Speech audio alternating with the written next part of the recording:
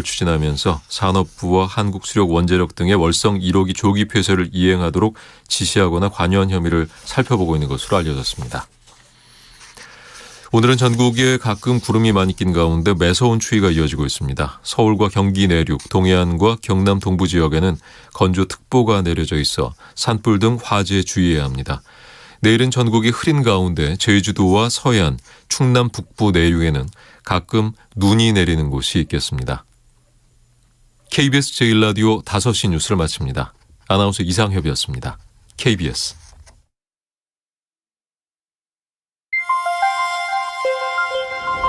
대한민국 중심 채널 KBS 1라디오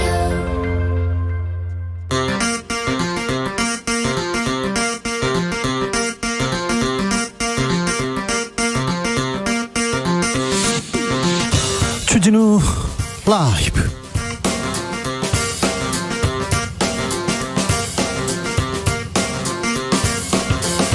(2022년 12월 1일) 목요일입니다. 안녕하십니까, 주진우입니다. 전국이 어렵습니다. 어지럽습니다. 여야 강대강으로 부딪히기만 하고 파업은 연일 이어집니다. 민생은 뒷전인 것 같고 계파 갈등만 심화되고 있습니다. 정치권은 말입니다. 정치권 확 뜯어 고칠 방법은 없는 걸까요? 윤여준 전 장관에게 물어봅니다.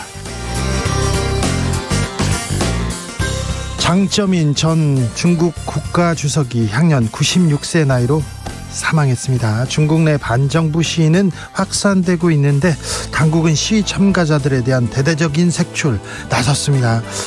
중국 분위기 어수선한데요. 지금은 글로벌 시대에서 들여다보겠습니다. 오늘 여야 원내대표 회동을 가졌습니다. 하지만 이상민 행정안전부 장관 해임 건의안에 대한 합의점 찾는 데는 실패했습니다. 친윤계 의원들 주축이 돼서 국민 공감 다음 주에 출범한다고 하는데요. 정치권 이슈들 모아서 기자들의 수다에서 들여다봅니다. 나비처럼 날아 벌처럼 쏜다. 여기는 주진우 라이브입니다. 오늘도 자중자애, 겸손하고 진정성 있게 여러분과 함께 하겠습니다. 전통 가명급 탈춤이 유네스코 인류 무형 문화유산에 등재됐습니다. 정식 명칭은 한국의 탈춤입니다. 보편적 평등의 가치와 사회적 신분제에 대한 비판을 담고 있는데 오늘날에도 이는 유효하다, 이렇게 유네스코는 평했습니다. 이로써 한국은 총 22건의 인류 무형 문화유산을 가진 국가가 됐습니다. 우리의 문화 자랑할 만하죠. K-팝 열풍 못지않게 우리의 전통 문화들도 자랑스럽습니다. 그런데요, 우리만 알기 아깝다, 진짜 우리만 갖고 있기는 너무 아깝다 하는 우리의 고유 전통 문화 있습니까? 누구한테 알려주고 싶은, 자랑하고 싶은 전통 문화 있으면, 우리만의 문화 있으면 보내주십시오. 샵9730, 짧은 문자 50원, 긴 문자는 100원이고요 콩으로 보내시면 무료입니다. 그럼 주진우 라이브 시작하겠습니다.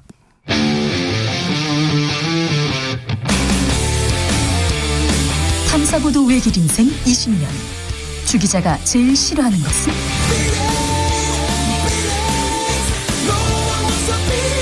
이 세상에서 비리와 부리가 사라지는 그날까지, 오늘도 흔들림 없이 주진우 라이브와 함께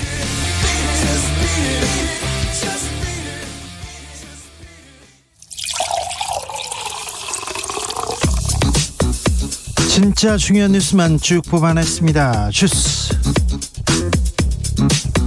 정상근 기자, 어서 오세요. 안녕하십니까.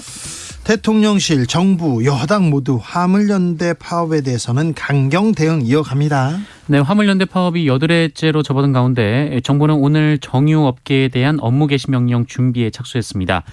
산업통상자원부는 오늘 정유 4사 그리고 대한석유협회 등 유관기관과 함께 준비 회의를 개최했는데요.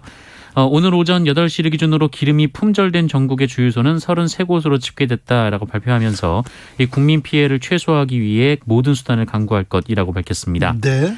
이 주무부처인 국토교통부의 원희룡 장관은 어제 2차 교섭 결렬 후 화물연대와 더 이상 대화하지 않겠다라고 말했고요. 화물연대가 복귀하지 않으면 안전운임제를 완전 폐지하겠다라며 이 발언 수위를 더 끌어올렸습니다. 네. 대통령실 이재명 부대변인은 업무 개시 명령을 다시 발동하는 일이 없도록 운수 종사자 여러분들의 조속한 업무 복귀를 거듭 촉구한다라고 말했고요. 앞서 김은혜 대통령실 홍보수석은 이 조직화하지 않은 저임금 노동자의 일자리를 뺏는 파업에 단호하게 대응하겠다라는 말을 했습니다. 노사 갈등 줄이라고 중재하라고 경사노위 위원장 이렇게 임명했는데요. 네, 김문수 위원장인데요. 김문수 위원장은 이번 화물연대 파업에 대해 기획 총파업이란 말을 했습니다. 또한 주호영 국민의힘 원내대표는 불법 파업이 용인되면 정권 내내 이어질 것이라고 비판했습니다. 강경파 일색이군요. 누가 더 세게 말하나 이렇게 지금 경쟁하는 듯한 모습입니다. 서울도시철도 노조는 파업을 철회했네요. 네, 서울 지하철을 운영하는 서울교통공사 노사가 오늘 새벽 협상에 합의를 했습니다. 이에 따라 노조의 총파업은 하루 만에 끝났고요. 오늘 첫 차부터 지하철은 정상 운행 중에 있습니다. 사측은 어제 본교섭이 시작된 이후 새로운 안을 제시했고요. 노조 교섭단이 이를 검토 논의한 끝에 합의안 초안을 마련했고 협의를 이어갔습니다. 이 최대 쟁점이었던 인력 감축안에 대해서는 양측 간의 이견이 좁혀졌고요. 노조가 꾸준히 요구해왔던 안전 관련 인원 충원 요구도 사측이 일부 수용하기로 했습니다. 또 지난해 동결했던 임금도 작년 총 인건비 대비 1.4% 올리기로 했습니다. 경제가 걱정입니다. 무역 수지 적자 계속 커지는데요. 2달 연속 마이너스 기록합니다. 네, 코로나19 이후 그나마 한국 경제 회복을 이끌었던 수출이 빠르게 악화되고 있습니다. 한국은행은 오늘 올해 3분기 실질 국내 총생산 성장률이 0.3%로 집계됐다라고 밝혔는데요. 0.3%요? 네, 2020년 3분기 이후 9개 분기 연속 성장세를 유지는 하고 있지만 성장률이 2분기의 절반 이하로 크게 떨어졌습니다. 0.3%요? 네, 특히 무역 부진이 두드러졌는데요. 이 수출은 4분기 들어서 아예 감소세로 돌아섰습니다. 11월 수출액이 작년 같은 달보다 14%나 급감을 했는데요. 지난 10월 2년 만에 처음으로 5.7% 감소한 데 이어서 2달 연속 뒷걸음질입니다. 특히 수출 주력 상품인 반도체가 29.8% 줄었고요. 석유화학은 26.5% 줄었습니다. 아시다시피 우리는 수출로 먹고 사는 나라인데요. 수출이 어렵습니다. 계속 침체기입니다. 경기 침체가 예상보다 더 크게 올 수 있다. 이런 우려는 계속 나오고 있습니다. 여기에 대한 대비책은 근데 전혀 나오지 않고 있습니다. 특별히 정치권에서 아무 말도 나오지 않고 있습니다. 답답합니다. 국회 도처가 전쟁터입니다. 오늘은 본회의 개회 문제로 여야가 충돌하더군요. 네, 국민의힘 주호영 원내대표와 민주당 박홍구 원내대표가 오늘 오전 김진표 국회의장 주재로 만나서 오늘 본회의 개의 여부를 두고 논의를 했습니다만 견해차만 확인하고 합의하지 못했습니다. 민주당은 오늘 본회의를 통해 이상민 행정안전부 장관 해임 건의안을 처리할 계획이었습니다. 주호영 원내대표는 기자들과 만나서 오늘 처리할 안건이 없고 안건 합의도 되지 않았다라면서 내일이 예산안 처리 법정 시한인데 이런 정쟁적 안건으로 본회의를 열면 파행될 수밖에 없다라고 말했습니다. 반면 박홍구 원내대표는 국회 본회의 일정은 정기국회를 시작하며 여야 지도부가 이미 합의를 했고 의장도 공지한 사안이라고 반박했습니다. 네. 합의한 게 있네요. 여야가 대통령 집무실 주변 그리고 전직 대통령 사저 인근은 집회를 금지하자. 이 법안은 합의했습니다. 네, 용산 대통령 집무실과 전직 대통령 사저 반경 100m 이내에서 집회 시위를 금지하는 집회 및 시위에 관한 법률 개정안이 오늘 국회 행정안전위원회를 통과했습니다. 여야는 대통령실 그리고 문재인 전 대통령의 양산 사저 인근에 집회로 인한 소음이 이어지자 해당 구역의 집회를 금지하는 내용의 개정안을 발의한 바 있습니다. 이태원 참사 관련해서 경찰 실무진에서 특수본에서 경찰 실무진에 대한 구속영장 신청했습니다. 네, 이태원 참사를 수사 중인 경찰청 특별수사본부가 이임재 전 용산경찰서장, 박성민 전 서울경찰청 정보부장, 김진호 전 용산서 정보과장, 송병주 전 용산서 112 상황실장 등 일선 실무경찰 4명에 대해 구속영장을 신청했습니다. 박성민 전 부장과 김진호 전 과장은 증거인멸교사 혐의고요. 이임재 전 서장과 송병주 전 실장은 업무상 과실치사상 혐의가 적용됐습니다. 이 특수본 측은 타기관 주요 피의자들에 대해서도 구속영장 신청 여부를 검토 중이라고 말했는데요. 언론 보도에 따르면 최성범 용산 소방서장에 대한 구속영장도 이 특수본이 검토 중인 것으로 전해졌습니다. 경찰 실무진에 대한 영장이 청구될 예정이라고 합니다. 그리고 소방서장 손을 벌벌 떨면서 이태원 참사에 대해서 설명하던 최성범 서장에 대한 구속영장도 검토 중이라고 합니다. 유족들은 이게 뭐냐 얘기합니다. 책임자 수사 확대하라 이렇게 주문했습니다. 네, 이태원 참사 희생자 유가족과 이 민주사회를 위한 변호사 모임 참여연대 등이 오늘 경찰 특수본 앞에서 기자회견을 열고 이 성역 없는 철저한 수사를 통해 책임을 명명백백히 규명하길 바란다라며 이 특수본 수사는 대부분 이 실무진에 집중이 됐지만 이상민 장관과 윤희근 경찰청장, 김광호 서울경찰청장이 참사의 진짜 책임자라고 주장했습니다. 유족 대표로 나선 고 이지한 씨의 모친 조미은 씨는 조그마한 과실이라도 있는 소방대원이나 경찰관들은 적극적으로 수사를 하면서 위험 상황을 미리 인지하고도 아무런 안전대책 계획을 수립하지 않은 책임자는 아예 수사 대상에 어울리지도 않고 있다라고 비판했습니다.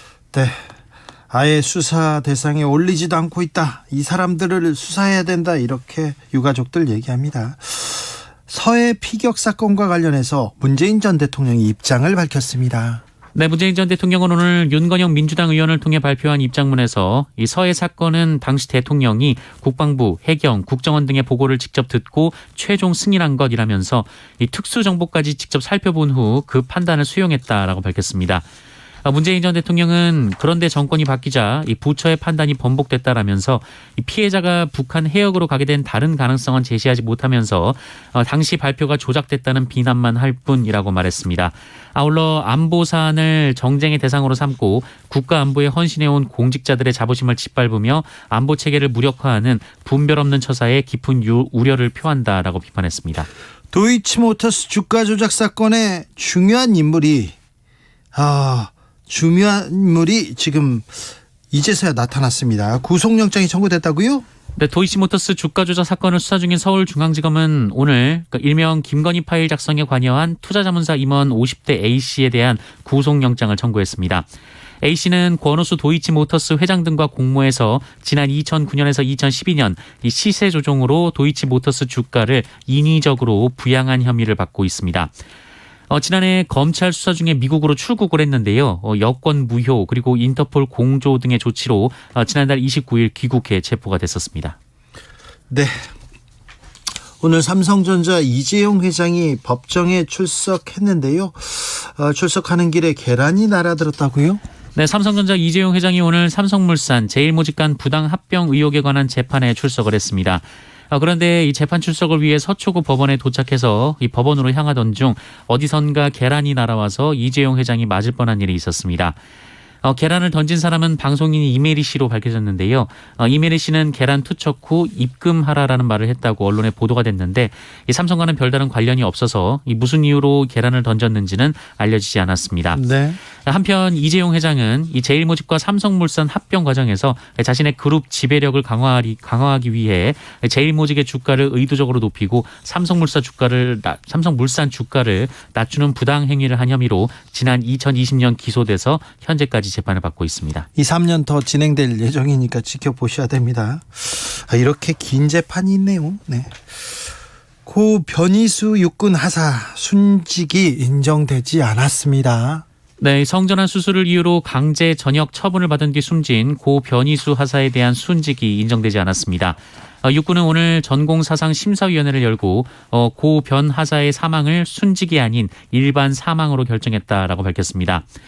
심사위원회는 이 고인의 사망이 관련 법령에 명시된 순직 기준, 이 공모와 상당한 인과관계가 없다라고 판단했습니다. 앞서 지난 4월 진상규명위원회는 고 변 하사의 사망을 순직으로 심사할 것을 국방부에 권고한 바 있습니다. 변희수 하사는 이 성전환 수술을 이유로 지난 2020년 1월 이 강제 전역 처분을 당했고요.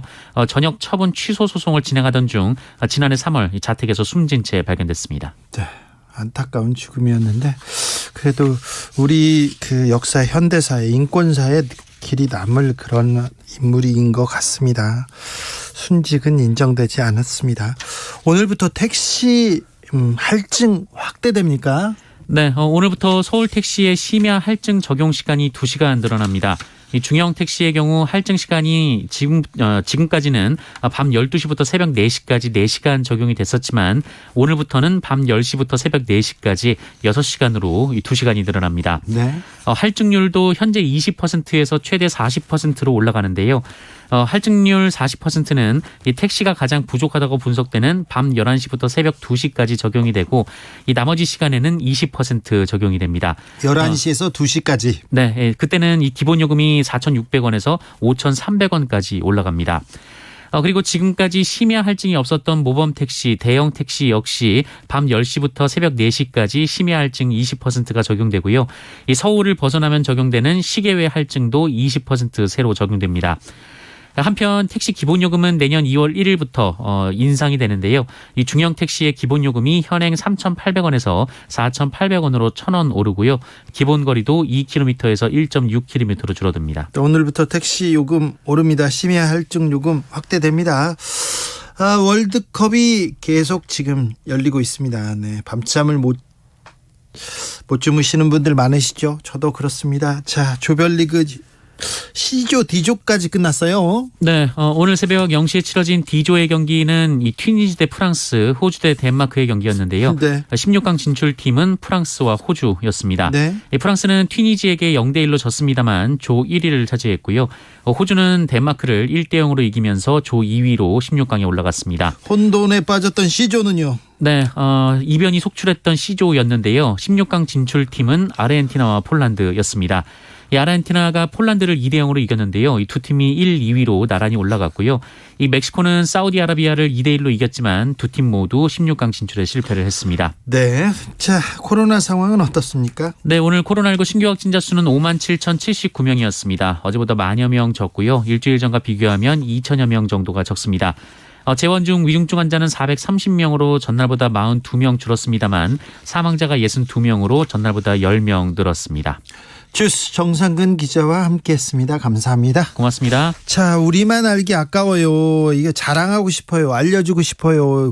우리 고유 문화 이런 게 있지요. 이런 분들 많습니다. 7821님께서 겨울에 감을 다 따먹지 않고 남기는 거 있지 않습니까? 까치밥 문화 정말 예쁜 문화인 것 같습니다. 네. 예쁜 문화죠. 근데 까치밥 문화를 또 어떻게 또 이렇게 까치밥 문화를 알려야죠. 5994님 밥 훔쳐먹는 날 있지 않습니까? 1년에 하루 배고픈 이들을 배려해서 대보름 별미 오곡밥과 나물을 나눠 먹는 우리의 나눔 문화 녹아있는 날이죠. 어릴 적 재미있는 놀이로 즐겼던 경험이 있습니다. 네. 복싱데이라고요. 네, 크리스마스 다음에 이렇게 거기도 외국에서도 나눠 먹는 문화가 있는데 요거 말고 마이주님 가래떡 구워 먹기요. 전통 문화 맞잖아요. 그렇다고 합시다. 맛있으니까요. 맛있죠 가래떡. 떡을요. 외국 사람들이 떡이 있잖아요. 떡 이렇게 막 씹히는 거 그거 별로 안 좋아합니다. 이상합니다. 우리끼리 먹자고요. 우리 맛있는 거는 알려주지 않아도 우리끼리 먹어도 됩니다. 요즘이요 외국 가가지고 한국 식당 가잖아요. 외국 사람들 줄이 이렇게 서 있어요. 신김치를요. 네. 삼겹살에 신김치 같이 구워 먹더라고요. 우리보다 더 짜고 맵게 먹더라고. 그러니까 다 숨겨놔도 잘 먹어요. 청국장, 된장찌개 이런 거는 우리만 알아도 됩니다. 꽁꽁 숨겨 먹어도 그러고 싶은데. 네. 김병규님. 닭갈비 먹으면요 밥 볶아 먹는 거 있지 않습니까? 일본에 사는데 여기는 한국식 고기 닭갈비는 인기인데요 밥은 안 볶아 먹더라고요. 얘기하는데 밥 볶아 먹고 이게 밥이 조금 늘었을 때 그거 이게 긁어 먹는 거 그거 거기 빠지면 뭐 헤어나지 못하죠. 그렇죠. 일본에서는 치즈의 떡볶이 치즈의 닭갈비 그거 많이 먹더라고요. 4154님 오징어 게임 전 세계적 유행으로 무궁화꽃이 피었습니다. 공기놀이 줄다리기를 다 알지 않을까요? 다 알고 있습니다. 이미 공기놀이까지는 우리가 좀 봐줘야 될 것 같습니다. 1404님 밥값 내기 할 때마다 사다리 타기 하는 거 있잖아요. 다른 나라에도 있나요? 아주 짜릿짜릿합니다. 없으면 유네스코 등록할까요? 얘기하는데 사다리 타기 이거 이렇게 민주적으로 좋은 문화 맞습니다. 4710님 품앗이도 훌륭한 전통 문화입니다. 맞죠. 맞아요. 믿음과 배려 양보가 없으면 못하는 거라 더 의미 있는 것이죠. 품앗이 그렇죠. 0147님 지금은 사라져가는 깍두기 문화 살려야 됩니다. 약하고 부족하고 힘이 약하다고 따돌리지 않고요. 같이 놀던 문화 지금은 어디 갔나요? 네. 지금 이 사회에 꼭 필요하지 않나요? 깍두기 문화 맞습니다. 그렇네요. 8649님 날씨가 너무 추워졌는데요. 동지의 팥죽 먹는 문화 세계 알리고 싶습니다. 동지날에 먹는 팥죽이야말로 우리의 혼과 따뜻한 마음이 담긴 음식이라고 생각합니다. 감기 조심하세요. 팥죽 네 좋아할 거예요. 네, 숲, 네, 단팥숲. 네. 좋아할 겁니다. 팥죽. 네. 알겠습니다. 추천해 드리자고요. 교통정보센터 다녀올까요? 임초희 씨. 네, 이 시각 교통정보입니다. 추운 날씨 탓인지 고장난 차가 많습니다. 영동고속도로 인천 쪽으로 양지터널 부근 4차로에 고장난 화물차가 있어서 일대가 정체입니다.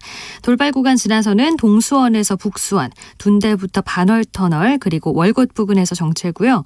경부고속도로 서울 쪽으로는 안성휴게소를 시작으로 동탄 쪽으로 긴 구간 주춤하고요. 기흥에서 판교 쪽으로도 부분 정체입니다. 금토분기점 1차로에는 버스가 고장으로 멈춰 있습니다. 이후에는 달래내 부근에서 반포 쪽으로도 정체인데 잠원나들목 2차로에도 고장난 차가 있고요. 서울 시내는 한강 주변길 중심으로 퇴근 정체 늘고 있고요. 집회도 있습니다. 전쟁 기념관 앞에 모여있던 집회 참가자들이 행진을 시작했는데요. 한강대로 삼각지 교차로에서 숙대 입구 사거리 쪽으로 이동 중이고요. 서울역 12번 출구까지 행진이 예정돼 있습니다. 도로 이용에 참고하시기 바랍니다. KBS 교통정보센터에서 임초희였습니다.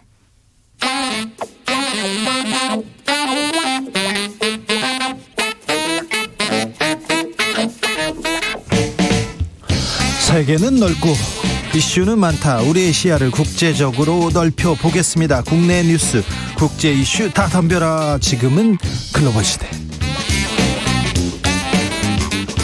국제적 토크의 세계로 들어가 봅니다. 군사 외교 안보 전문가 김종대 전 의원. 안녕하십니까.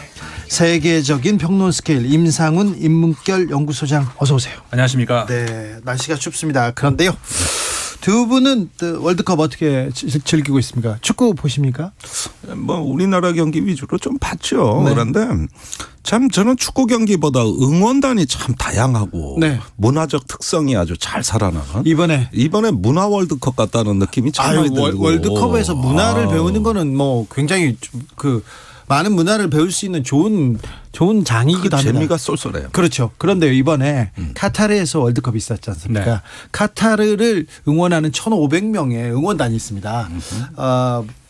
약간 보라색은 아닌데 그 약간 붉은빛 티셔츠를 입고 막 외치고 응원을 하는데 붉은 악마처럼 열광적으로 이렇게 응원하는데요.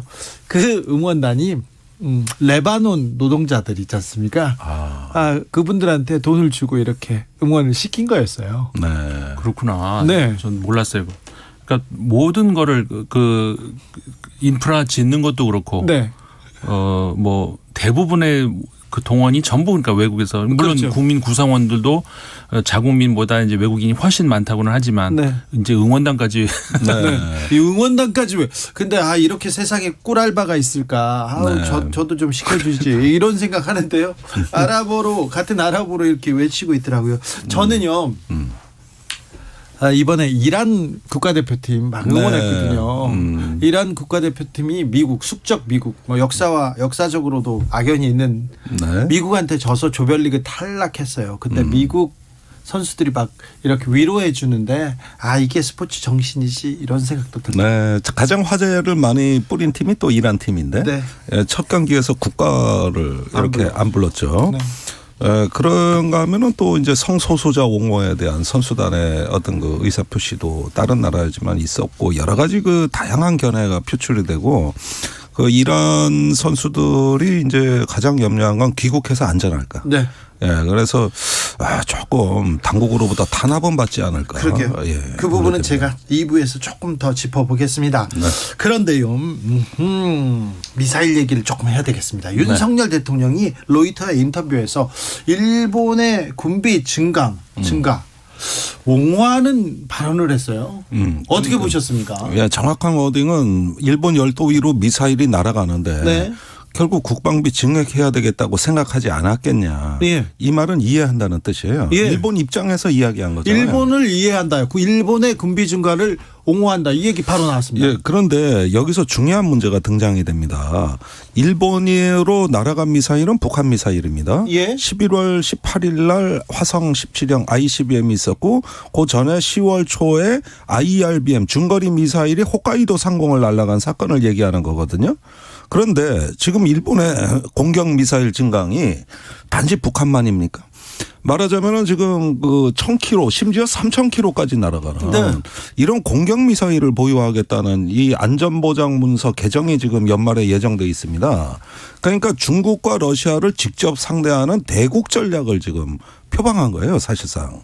그렇게 보면은 북한이란 닭 잡는 칼이 아니라 중국, 러시아를 잡는 소 잡는 칼에 해당된다. 이건 명분은 북한이지만 그러나 그걸 계기로 해서 아시아에서 이제 중국과 동아시아 지역 패권, 레지멀 헤게모니라고 하는데 이런 경쟁에 본격적으로 뛰어드는 의미가 있고 남중국해나 대만에서 중국 해군을 갖다가 차단할 수 있는 미사일 전력입니다. 그것도 이지스함에 싣고 가서 바다에서 쏘면은 중국 내륙도 타격이 가능해요. 그리고 일본 방위백서의 현재 주된 위협이 중국으로 돼 있습니다. 그렇다면 일본의 주적이 중국이 된다는 얘기고 거기에 공격 미사일을 대규모로 갖게 된다는 얘기인데 이거는 동아시아 지정학의 가장 큰 충격입니다. 아니 그런데 중국을 향한다가 아니라 지금 북한 미사일의 위협에 대해서 대응한다 이렇게 얘기할 텐데 혹시 북한 주변에 또 일본이 쏘기 시작하고 훈련하기 시작하고 그러면 이 동북아의 위기 긴장 고조 어떻게 할 겁니까? 그러니까 이게 문제인데요. 지금 일본이 이제 평양을 폭격하는 날이 안 오는 거 아니냐. 지금까지 적기지 타격 능력이라고 했고 지금은 반격 능력이라고 하는 미사일 전력을 갖는다는 뜻은 이 공격 미사일을 갖는다는 뜻은 앉아서 당하지 않겠다. 그래서 1960년대 하토야마 총리가 한 얘기인데 아니 미사일이 날아오면 왜 앉아서 당하냐. 즉 도발 원점을 타격할 수도 있고 그 도발을 지휘한 지휘 세력까지 타격하겠다는 거예요. 지금 미사일 정보 공유하겠다고 한미일이 얘기했지 않습니까? 그때 푸놈펜에서 우리가 합의할 때는 미사일 정보를 실시간으로 공유한다고 합의할 때는 방어를 위한 미사일 정보 공유인 줄 알았죠. 예. 미사일 방어에 필요한 어떤 정보를 우리가 실시간으로 공유한다. 사실은 우리가 주는 겁니다. 그런데 공격 미사일을 갖게 되면은 그 정보들은 이 공격 미사일의 표적을 찾아서 타격하는 데도 쓰일 수가 있는 거고 또 공격 미사일을 갖게 되면 이제는 정찰 감시의 표적을 찾아내라는 활동이 뒤따라오는 겁니다. 그래서 사람들이 대부분 이 언론에서도 주목하지 않는 게 뭐냐면 매우 중요한 대목이 있는데 일본이 미사일을 갖되 표적을 찾기 위해서 초소형 위성, 군사 위성 수십 기를 2024년에 발사한다는 겁니다. 이거는 한반도나 북한을 상시 감시해서 유사시에 미사일이 날아올 조짐이 보이면 어디를 때려야 될지 표적을 찾는 용도거든요. 의원님, 네. 미사일이 방어용이 어디 있어요? 이게 날아가서 어디를 타격하는 건데. 방어용 있습니다. 그런데 요격 미사일은 네, 그렇죠. 네, 날아오는 미사일을 요격하는 미사일이죠. 거예요. 지금 네. 일본은 그 얘기하는 거 아니잖아요. 그러니까 그 얘기를 하는 줄 알았는데 그때 푸놈펜에서 바이든 대통령을 따로 만났다는 거예요. 기시다 후미오 총리가. 그래서 토마호크 미사일 500기 수입을 그때 타진했다. 그런데 과거에 2013년에도 똑같은 일이 있었는데 그때는 미국이 판매 거부를 했습니다. 이걸 일본에 팔면 중국이나 한국이 반발한다. 이게 이유였거든요. 네. 그런데 지금은 분위기가 달라요. 지금은 거의 답을 들어놓고서 얘기를 하는 거예요. 그러면 1단계로 토마호크 미사일 500기 이건 이지스함에 싣고 나가서 쏠 수도 있습니다. 그래서 사정거리 1250km 이걸 500기를 갖추고 그 사이에 일본의 자체 미사일 일리암 지대함 미사일이 사정거리가 200km인데 이걸 1000km로 늘리겠다. 그래서 이제 성능 개량이 있고 세 번째는 극초음속 미사일 가겠다. 이 얘기예요, 지금 얘기가. 아이고, 우크라이나님께서 우리가 왜 일본 입장에서 이해합니까? 우리 국민 입장부터 좀 헤아려 주시지. 이렇게 일본 입장을 이해하는 것 하면은 그다음에 북한은요? 북한한테는 뭐라고 합니까? 그러니까 지금 원치 않는 분쟁이 일어날 수 있다는 새로운 어떤 불안감입니다. 네. 사실은 북한이 이걸 또 어떻게 보느냐. 그래서 북한과 일본 간에 잘못된 신호가 있을 때 이제 공격 능력을 둘 다 손에 쥐게 되면은 이제 중간에 한국이 끼어버리는 거죠. 아이고, 중국은 네. 지금 이게 문제인 거예요. 누가 우리한테 물어보고 쏘겠습니까? 다 자기들이 주도하려고 그러지. 중국은 가만히 있겠습니까? 안 그래도 불안한데. 중국은 장쩌민 전 국가주석이 사망했습니다. 장쩌민 국가주석은 중국을 세계로 이렇게 이끈 인물입니다. 그렇죠. 사실 최근 중국의 20차 당 대회에 원래는 주석단에 이름이 올라가 있었죠. 당연히 올라가 있어야 되는 것이고 이제 참석을 하느냐가 관심을 모아졌습니다만 모습을 보이지 않았어요. 그렇죠. 워낙 고령이었고 그래서 이제 건강이 안 좋다는 것은 이제 뭐 알려졌습니다만 결국 사망을 했죠. 90세가 훨씬 넘기 때문에 96세죠. 그렇기 때문에 백혈병으로 이제 그 좀 와병 중이었습니다. 그렇기 때문에 이제 사망을 언제 이제 조만간 할 것이라는 그런 예측은 있었습니다만은 장점인 전 주석 같은 경우는 굉장히 아이러니한 인물이죠. 그 중국의 천안문 사태 때 그때 네. 이제 등장을 한 인물인데 덩샤오핑이 이제 위기 의식을 느끼고 그러면서 뭔가 이제 필요에 의해서 이제 중국이 이제 뭔가가 이제 바뀌어야 된다는 그런 필요에 의해서 어떤 그 새롭게 등장시킨 인물이긴 합니다만은 사실은 정치적으로는 별로 달라진 것이 없었고 다만 이제 경제적으로 이제 그 전에 있었던 덩샤오핑 같은 경우도 개방 정책을 실시해왔기 때문에 거기에 대한 연장선에서 봐야 되는 그런 인물이고 그러니까 사실 무난했죠. 서구 입장에서도 그때부터 이제 중국이 세계의 공장에다 이제 불리기 시작을 하면서 개혁 개방 더 가속화했죠. 그렇죠. 15년간 집권을 하는 동안에 처음 임기 시작 시점과 그 끝날 무렵에 중국의 그 GDP가 7배 성장을 했어요. 그러니까 완전히 수직 성장을 한 거죠. 15년 만에 7배를 성장을 했으니까. 네. 그래서 이제 중국 입장에서는 뭐 사실상 지금의 중국의 부를 이끈 사람이다 평가를 할 수 있지만 사실상 그리고 이제 공산당원 안으로도 그 자본가들도 그 공산당원 안으로도 저 허용을 했단 말이에요. 그런 것들이 부를 많이 늘린 반면에 그만큼 이 자본주의 세계에서의 어떤 그 뭐랄까 악영향 이런 것들도 그대로 중국에 들어간 그런 것이죠. 그러니까는 빈부격차가 그 이후로 급격하게. 아니 그렇지만 상하이방을 이끌면서 개혁개방으로 그리고 중국 인민들을 이 경제에 눈뜨게 이렇게 만든 사람인 것 같아요. 그리고 후진타오한테 이렇게 권력을 이양한 것만 봐도 이번에 시진핑 이렇게 비교해 보면 굉장히 좀 존중받아야 될 지도자 아닌가 이런 생각합니다. 그러니까 다른 나라 지도자들을 뭐 특히 이제 현역을 뭐라고 하기가 좀 그렇습니다만은 시진핑 현 주석하고는 저는 개인적으로 비교를 할 수가 없죠. 네. 그러니까 왜냐하면 이 중국이라는 나라가 지금 얼마 전까지도 특유의 그 집단 지도 체제를 어떤 정착이 된다 이런 얘기가 나오지 않습니까? 네. 그게 본인이 원하든 원하지 않았던 간에 장점인 주석 같은 경우에 권력을 후진타오 주석에 물려주면서 다른 계파한테 줬어요. 그렇죠. 다른 계파 그 상하이방의 이제 수장이다 이렇게 얘기를 합니다만은 후진타오 전 주석 같은 경우에는 공청당의 네. 수장이고 그러는 과정에서 모든 권력 한꺼번에 그냥 다 준 게 아니라 제일 먼저 이제 그 당 그다음에 국가 근데 사실 중국에서 중요한 거는 당 국가보다 어떻게 보면 더 중요한 군사. 네. 군사는 끝까지 쥐고 있다가 이제 물려줬는데 이것이 개인적인 어떤 야심이다 욕심이다 뭐 그런 걸 수도 있지만 왜냐하면 자기 계파를 관리해야 되니까. 근데 결과적으로는 중국이 권력을 한 사람에 의해서 독점하지 못하게 만드는 그런 결과를 낳긴 했어요. 말씀하시죠. 저는 말입니다.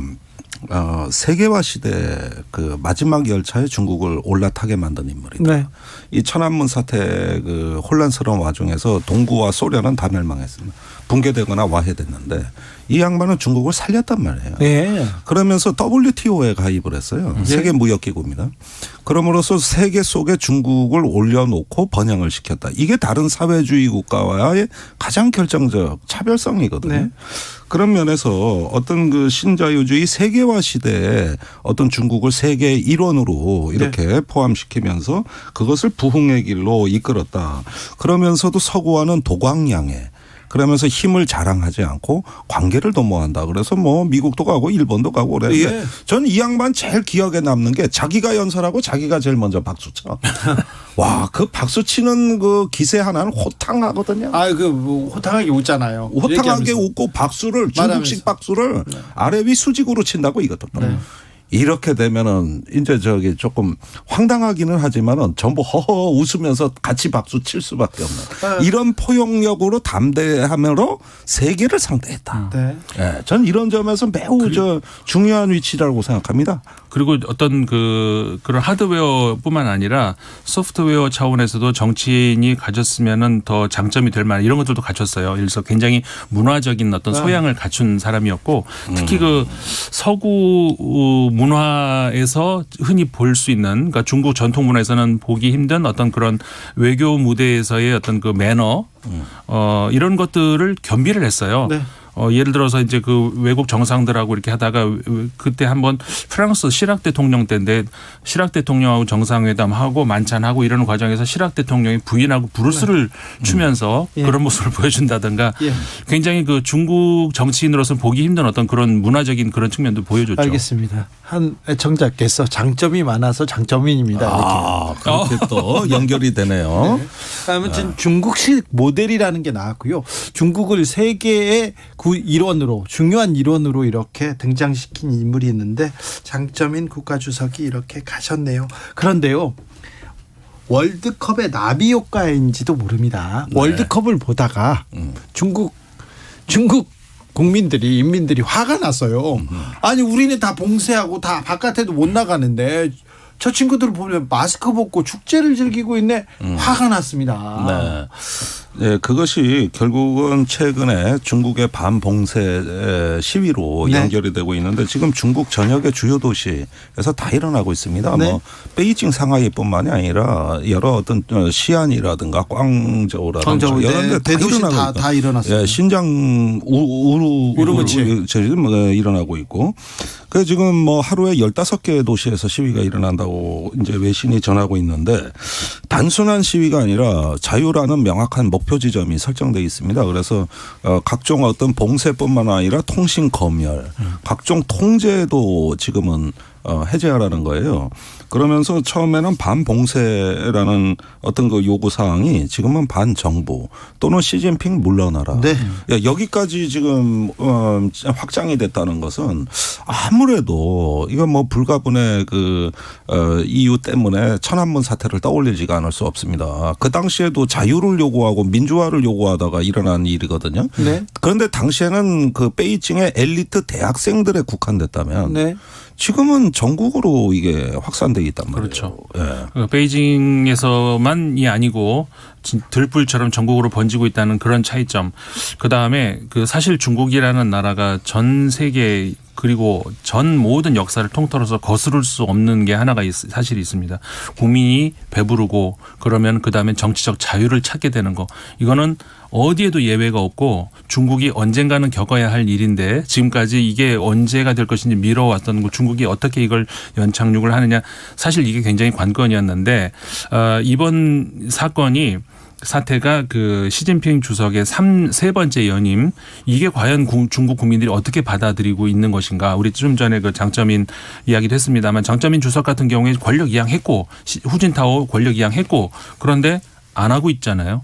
이런 상황에서 중국은 아까도 이제 경제 이야기했습니다만 경제 성장을 눈부신 경제 성장을 이루었고 다시 말해서 이제는 그만큼 돈도 벌었고 그렇으면 정치적 자유는 어떻게 되느냐 이거는 나올 수밖에 없는 거거든요. 근데 시점이 지금 묘하게 그렇게 됐기 때문에 중국 입장에서는 긴장을 안 할 수가 없는 것이죠. 소장님.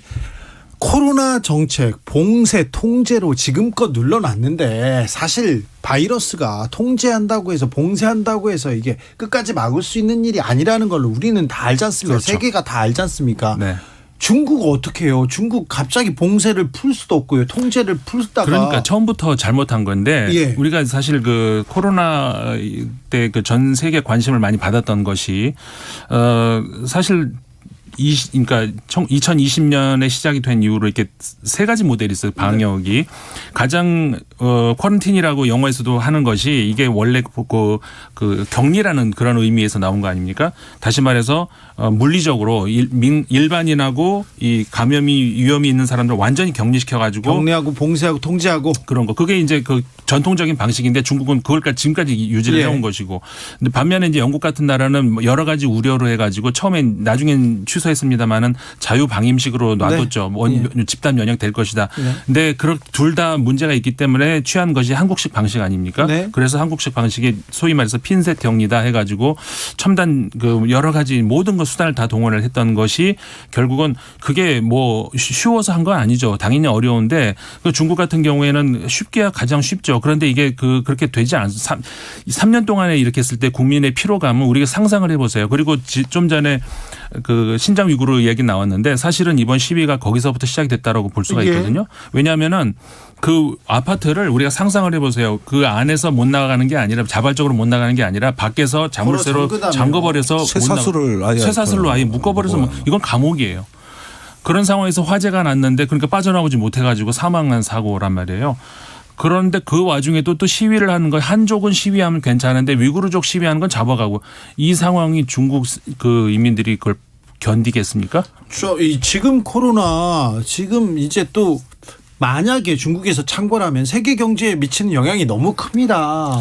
예, 지금 중국이 계속 7% 8%대 고속 성장이 3%까지 내려올 예정이고 청년 실업이 굉장히 증가하고 있습니다. 거의 이제 10%대 어떤 실업률에다가 그러니까 청년들이 갈 데가 없고 이번 시위에서도 청년들이 주축이 된 이유가 이런 어떤 경제적 불안정에다가 여러 가지 사회 관계망에 익숙한 세대거든요. 그러니까 표현의 자유에 가장 절박한 세대고 그다음에 휴대폰을 대부분 갖고 있는데 중국 공안이 휴대폰을 검열하거든요. 아무 데서나 불신 검문하듯이. 그게 외국의 뭐 인스타그램이나 텔레그램 같은 앱이 깔려 있냐 안 깔려 있냐 요걸 보는 거거든요. 아이고. 그래서 그게 깔려 있으면은 그 메시지를 외국 앱을 통해 가지고 정보를 주고받으면 시위를 한다. 이렇게 의심을 하는 검열 통제 감시 체계거든요. 이게 통제가 안 돼요, 지금은. 이제 안 되는데 언제까지나 이렇게 통제만 하려고 이게 하는. 사실 중국에도 얼마나 외신 기자들이 많이 있지 않습니까? 이 사람 다 쓰고 있는 게 있는데 VPN 그러니까는 사설 그렇죠. 버추얼 개인망 이렇게 이제 되는. 그러니까 이걸 쓰면은 중국에서 아무리 차단을 해도 내가 중국에서 접속했는지 무슨 미국에서 접속을 했는지 한국에서 접속했는지 알 수가 없어요. 그러니까는 외국 정보들을 가져올 수도 있고 얼마든지 내가 소통을 할 수가 있다는 것이죠. 지금 그렇게 통제를 하는데도 시위가 일어날 수 있는 이유가 이 젊은이들이 그걸로 무장하고 있는 거예요. 그렇죠. 그런데 지금 중국은 아직도 상황 파악이 안 되는 것 같아요. 심지어 BBC 기자 공안에 폭행당하는 일까지 불렀습니다. 네, 영국 정부가 이 사건을 매우 중대하게 엄중하게 보면서 이제 중국에 대해서 상당히 어떤 격한 제가 본 것 중에 가장 센 영국 총리가 중국과 황금 시대는 끝났다 이렇게 얘기했죠. 끝났다 이렇게까지 마치 중국과 좀 서먹서먹해지는데 뺨 때려주는 듯한 사건이었어요. 그래서 이런 상황에서 이제 본격적으로 서구와 심지어 중국 국민들까지도 어떤 인권과 자유 문제를 진지하게 고민하기 시작했다. 전 이걸 굉장히 중요한 포인트로 보는데 근데 중국 체제는 디지털 권위주의 체제입니다. 그러니까 어떤 상당히 권위에 의존한다 하더라도 거기에는 감시라는 수단이 따라가 가지고 중국에서는 안면 인식 다 해가지고 신원 다 식별하고요. 내가 무단 횡단을 하면 길 건너 대각선 맞은편 전광판에 제 얼굴이 떠요. 그 사이에 안면 인식해가지고 너 벌금 매길 거야. 너 무단 횡단했지. 이게 된단 말이죠. 그래서 탈북자들이 지금 중국에 없는 이유가 그것 때문입니다. 아 그래요? 예, 탈북자들이 옛날엔 중국으로 갔는데 그렇죠. 요즘은 공안이 안면 인식으로 다 식별을 하니까 탈북자라는 게 그냥 거리에서 그래서 요즘 중국에 탈북자가 없어진 거예요. 그러니까 이런 상황들로 보면은 한때 뭐 스탈린, 마오쩌둥, 뭐 히틀러가 봐도 부러워할 만한 이런 어떤 감시의 고도 디지털 시스템을 구축해놨다. 이런 데서 이제 정부의 자신감도 나오는 거거든요. 일부는 뭐 사설망으로 다 통신을 하고 뚫리고 있다고는 합니다만은 계속 이런 것들이 쌓이면서 그걸 또 찾아내는 방법도 노하우도 계속 발전하고 있습니다. 근데 민주화에 대한 열망, 자유에 대한 열망을 언제까지 누를 수는 없잖아요. 코로나를 완벽하게 통제할 수 없듯이 중국 정부가 시진핑 그러니까 추석이. 여기서 이 사태의 마무리가 옛날 천안문 광장 같이 탱크로 밀어붙이는 방식이 될 것이냐, 저는 그렇게 보진 않아요. 중국도 인민들한테 호소를 하고 있습니다. 지금 백신이 효력이 의심스럽고 80대 이상 노인들 백신 접종률이 낮아서 지금 봉쇄를 해제하면 사회적 약자들이 엄청나게 희생된다. 그렇죠. 이래가지고 호소를 하고 있거든요. 그러니까 이러한 안정과 방역의 논리와 자유의 논리가 충돌하는데 이게 세대 간에도 네. 바라보는 관점이 다를 것이고 여러 가지 어떤 사회적인 문제가 여기에 다 응축이 돼버릴 것이라는. 자, 월드컵의 나비 효과 중국의 민주주의에는 어떤 영향을 미칠지 참으로 궁금합니다. 희생은 없어야 되는데 생각합니다. 조성빈님께서 두 분의 논평은 세계 레벨입니다. 항상 들을 때마다 큰 그림을 볼 수 있도록 해주십니다. 논평 월드컵 있으면 두 분 한국 대표로 내보내고 싶다고요. 네. 네, 태클 담당 김종대 네. 주로. 예, 저는 뭐 충분히 네. 제가 그 역할을 다 할 수 있어요. 자, 그럼 여기서 또 문제 갑니다. 좀 어렵습니다. 네. 긴장하시겠다. 긴장하셔야 됩니다. 예. 한 하사분께서 음. 목숨을 끊었습니다. 성소수자의 네. 또 이렇게 군에서 군인이 될 수 있게 해달라고. 네. 그런데 오늘 순직으로 인정받지 못했습니다. 네. 어떻게 생각하십니까? 글쎄요, 제가 뭐 이 문제는 국방부에서 한 민군 합동위원회에서 분과위원장으로 참여해가지고 직접 개혁을 했던 건데 아무리 법과 규정을 뜯어 고쳐도 여전히 이런 허점이 있구나 하는데 네. 가슴 아프다는 말씀드리고요. 우리가 사법적 정의를 추구하는 동안에 어떤 또 군에서 심각한 문제가 펜스룰이 생겨가지고 네. 모든 인권. 부대가 또 여군 안 받겠다는 또 막 이런 흐름이 나타나고 해가지고 악순환을 겪고 있습니다. 지금은 어떤 남군 여군의 차별보다는 이제 서로 적응하고 이해하고 공감하는 시대가 필요합니다. 더군다나 그 부사관의 경우가 최대 지금 취약점으로 네. 드러나고 있거든요.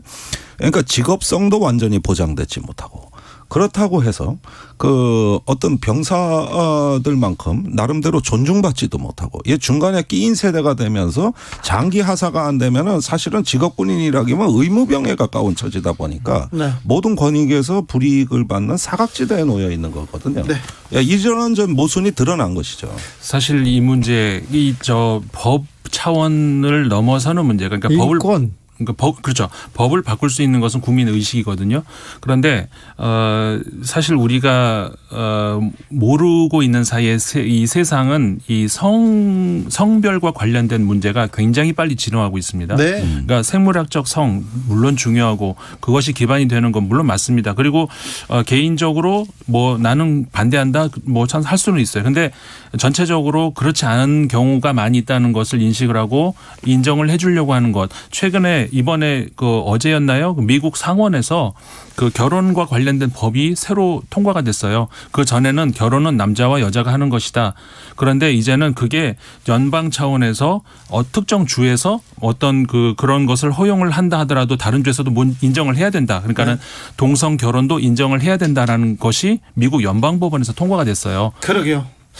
우리만 이렇게 뒤처져 있는 거 아닌가 이런 생각합니다. 고 변희수 하사 군에서는 공무와 인과관계가 없다. 그래서 순직을 불인정했는데 인정하지 않았는데 저는 군의 인권 차원에서 우리가 고민해봐야 될 때가 왔다고 생각합니다. 좀 너무 늦지 않는가.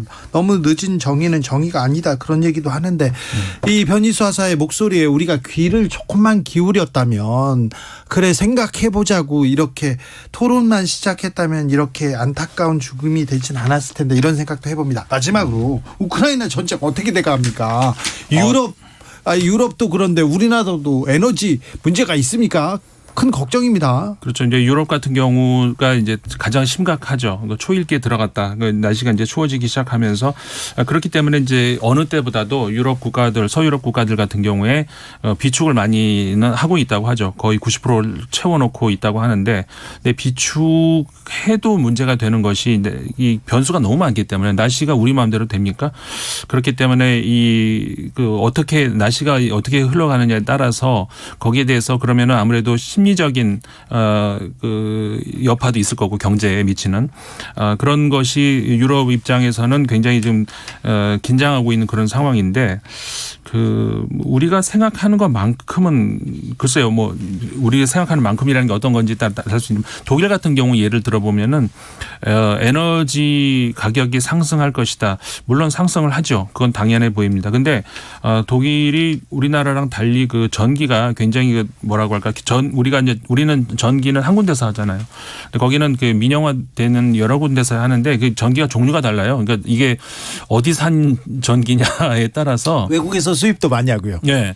그리고 이게 무슨 원전에서 온 전기냐 아니면 뭐 태양력에서 온 전기냐에 따라서 이게 이제 국민들이 내가 전력을 사용한다 그러면 알 수가 있어요. 이거는 어디서 온 전기구나. 내가 선택을 할 수가 있고 결국 그거에 따라서 에너지 가격도 달라지거든요. 그러니까는 뭐 가스에서 온 거다 그러면 당연히 올라가겠죠. 그런데 내가 쓰는 전기는 뭐 태양열에서 온 것이다. 뭐 그런 거에 따라서 그건 전기세가 안 올 수도 있어요. 그러니까는 무서울 만큼 독일 사람들 특히 이번 그 우크라이나 전쟁 난 이후로 더 박차를 가고 있는 것이 그 원전보다 빨리 이 친환경 에너지로 가야 된다는 쪽으로 더 박차를 가고 있거든요. 이게 그 독일의 무서운 저력이 아닌가 생각이 들어요. 저는요. 이 유럽연합은 에너지 공동체입니다. 국경을 넘어가지고 국가 간에 자유롭게 전기를 사고 팔아요. 그런데 이런 어떤 상호 의존 관계가 이번에 깨질 가능성이 있어요. 아, 그래요? 우선 국민부터 일단 에너지를 확보해야 되는 거죠. 그렇게 보면은 전력량의 한 10에서 20% 사이가 이게 일단 불확실한 영역으로 들어가는데 굉장히 그 국가 간의 전기 주고받는 게 줄어들 가능성이 높습니다. 그리고 재생에너지 말씀하셨는데 이 재생에너지에 대해 가지고 겉은 화려했습니다. 정책은 화려했는데 성과가 나오질 않았어요. 무슨 얘기냐면 은행이 재생에너지 사업을 하는 기업에게 보증을 서준다든가 신용대출이라든가 또 손실을 보장해 준다든가 이런 실적이 너무 저조하다 보니까 여전히 말은 앞세웠는데 실제로 대체 에너지로 아직까지 성장하는데 큰 성과를 보여주질 못했습니다. 그리고 외국의 에너지 수입이 장기 계약보다 단기 계약이 많습니다. 이런 상태에서 러시아가 가스관을 잠궈버리는 순간 그 에너지의 평소의 불안 요인들이 다 드러나 버린 거거든요. 그러면 이렇게 해서 겨울 전쟁을 과연 무사히 치를 수가 있느냐 하는 건데 푸틴은 더더욱 자원을 무기화하고 있는 상황이고 이런 상황에서 이 기본적인 에너지 보조금에 대한 재정 지출 정부 보조금이 앞으로 초래할 또 재정 적자하고 금융의 어떤 신용의 위기로 연결될 가능성이 또 있는 거거든요. 걱정이네요. 네. 김종대, 임상훈 두 분 오늘도 감사했습니다. 갑자기. 네.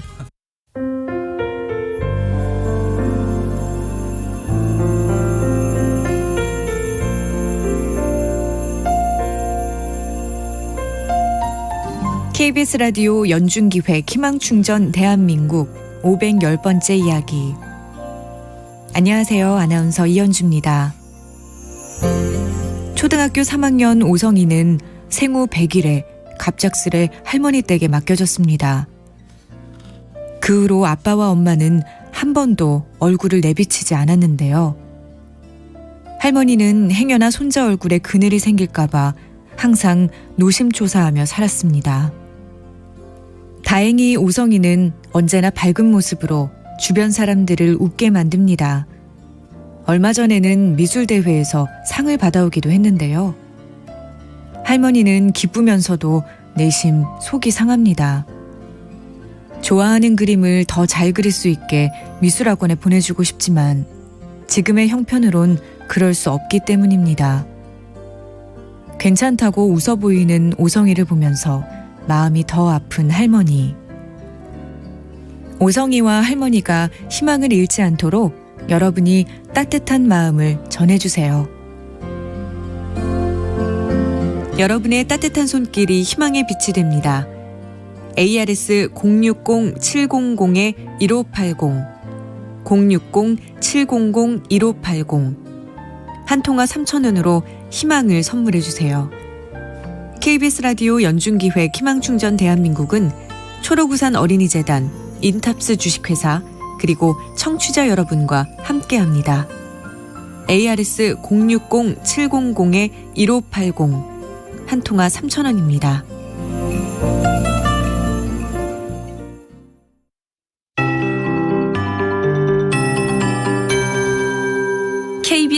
58분 날씨. 내일 아침까지 전국이 매우 춥겠습니다. 오늘보다는 기온이 1, 2도가량 오르긴 해도 여전히 한파특보가 좀 남아있는 곳이 있겠고요. 북서쪽에 찬 공기가 계속 고여 있어서 경기 북부나 동부, 강원 내륙 산지, 일부 충북에는 한파경보와 주의보가 아직 남아있습니다. 서울 지역은 해제되긴 했어도 내일 아침 서울이 영하 7도까지 떨어져 수원도 같은 아침 최저기온 보이겠고요. 파주는 영하 12도로 내일도 추운 지역입니다.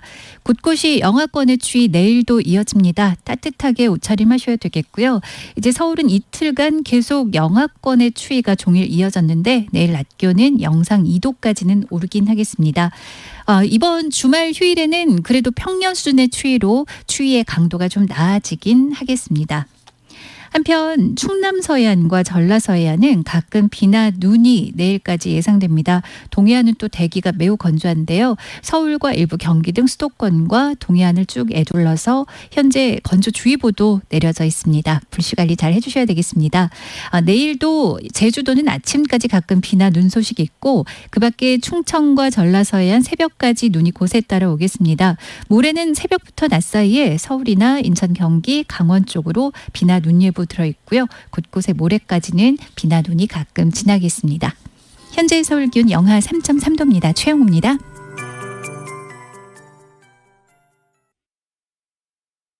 정성을 다하는 국민의 방송 KBS가 6시를 알려드립니다.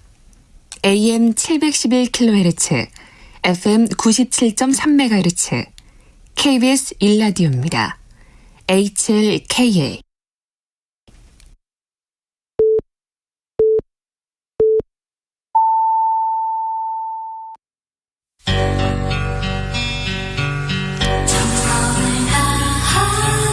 정성을 다하는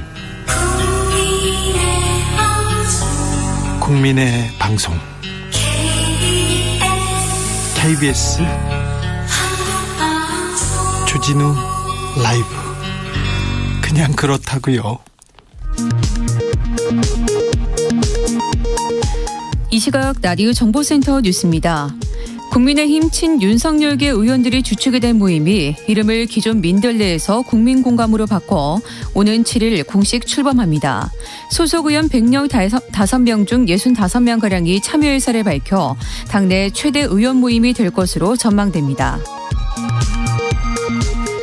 문재인 전 대통령은 오늘 더불어민주당 윤건영 의원을 통해 발표한 서해 공무원 피격 사건 수사 관련 입장문을 통해 안보 사안을 정쟁의 대상으로 삼고 오랜 세월 국가안보에 헌신해온 공직자들의 자부심을 짓밟았다며 우려를 표했습니다.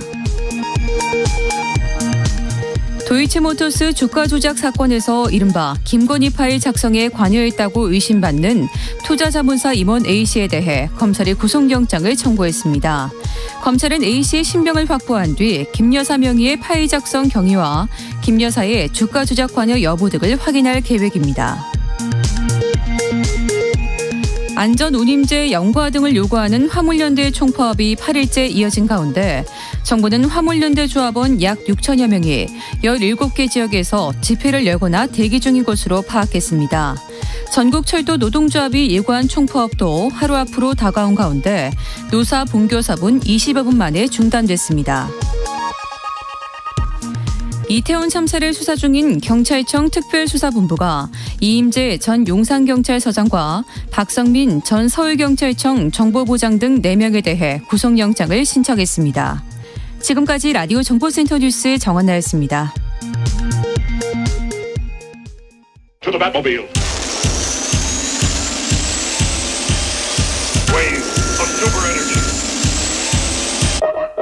주 기자의 1분.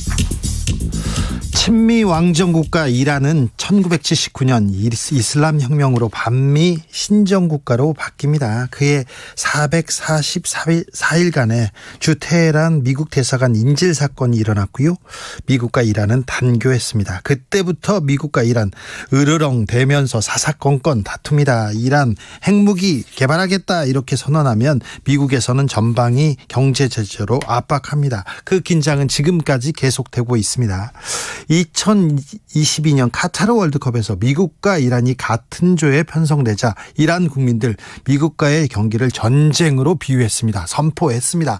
경기에서 다친 선수들은 국가 유공자다.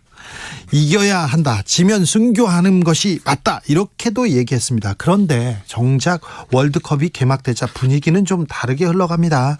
미국전을 앞두고 더더욱 그랬습니다. 반정부 히잡 시위가 벌어지는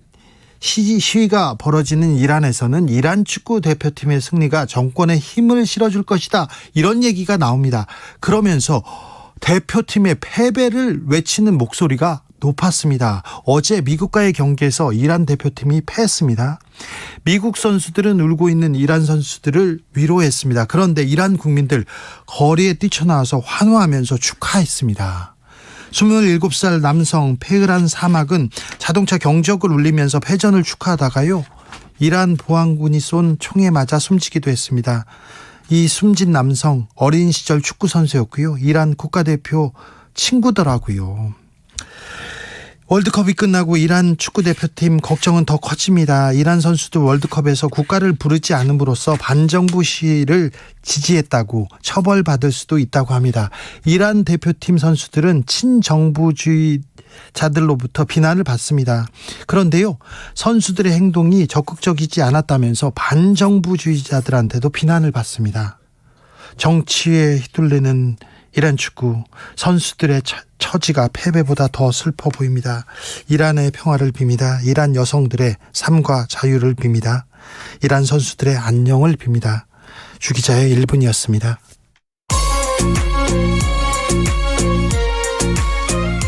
(1979년) 이란 혁명이 있었습니다. 그때 상징이 된 민중가요입니다. 사미르 젠드의 목소리로 듣습니다. 야레 다베스타니, 나의 초등학교 친구라는 노래인데요. 너와 나의 이름은 이 칠판에 남아있어. 불이야 억압의 상처가 우리 몸에 흉터를 남겼지. 이란의 임을 위한 행진곡입니다. هرزه تمومه علفش خوب اگه خوب بد اگه بد مرده دلای آدماش دست من و تو باید این پرده ها رو پاره کنه کی میتونه جز من و تو درد ما رو چاره کنه یاد دبستانی من با من و همراه منی چوب الف بر سر ما بغض من و آه منی حک شده اسم من و تو رو تن این تخت سیاه ترکه بیداد و ستم مونده هنوز رو تن ما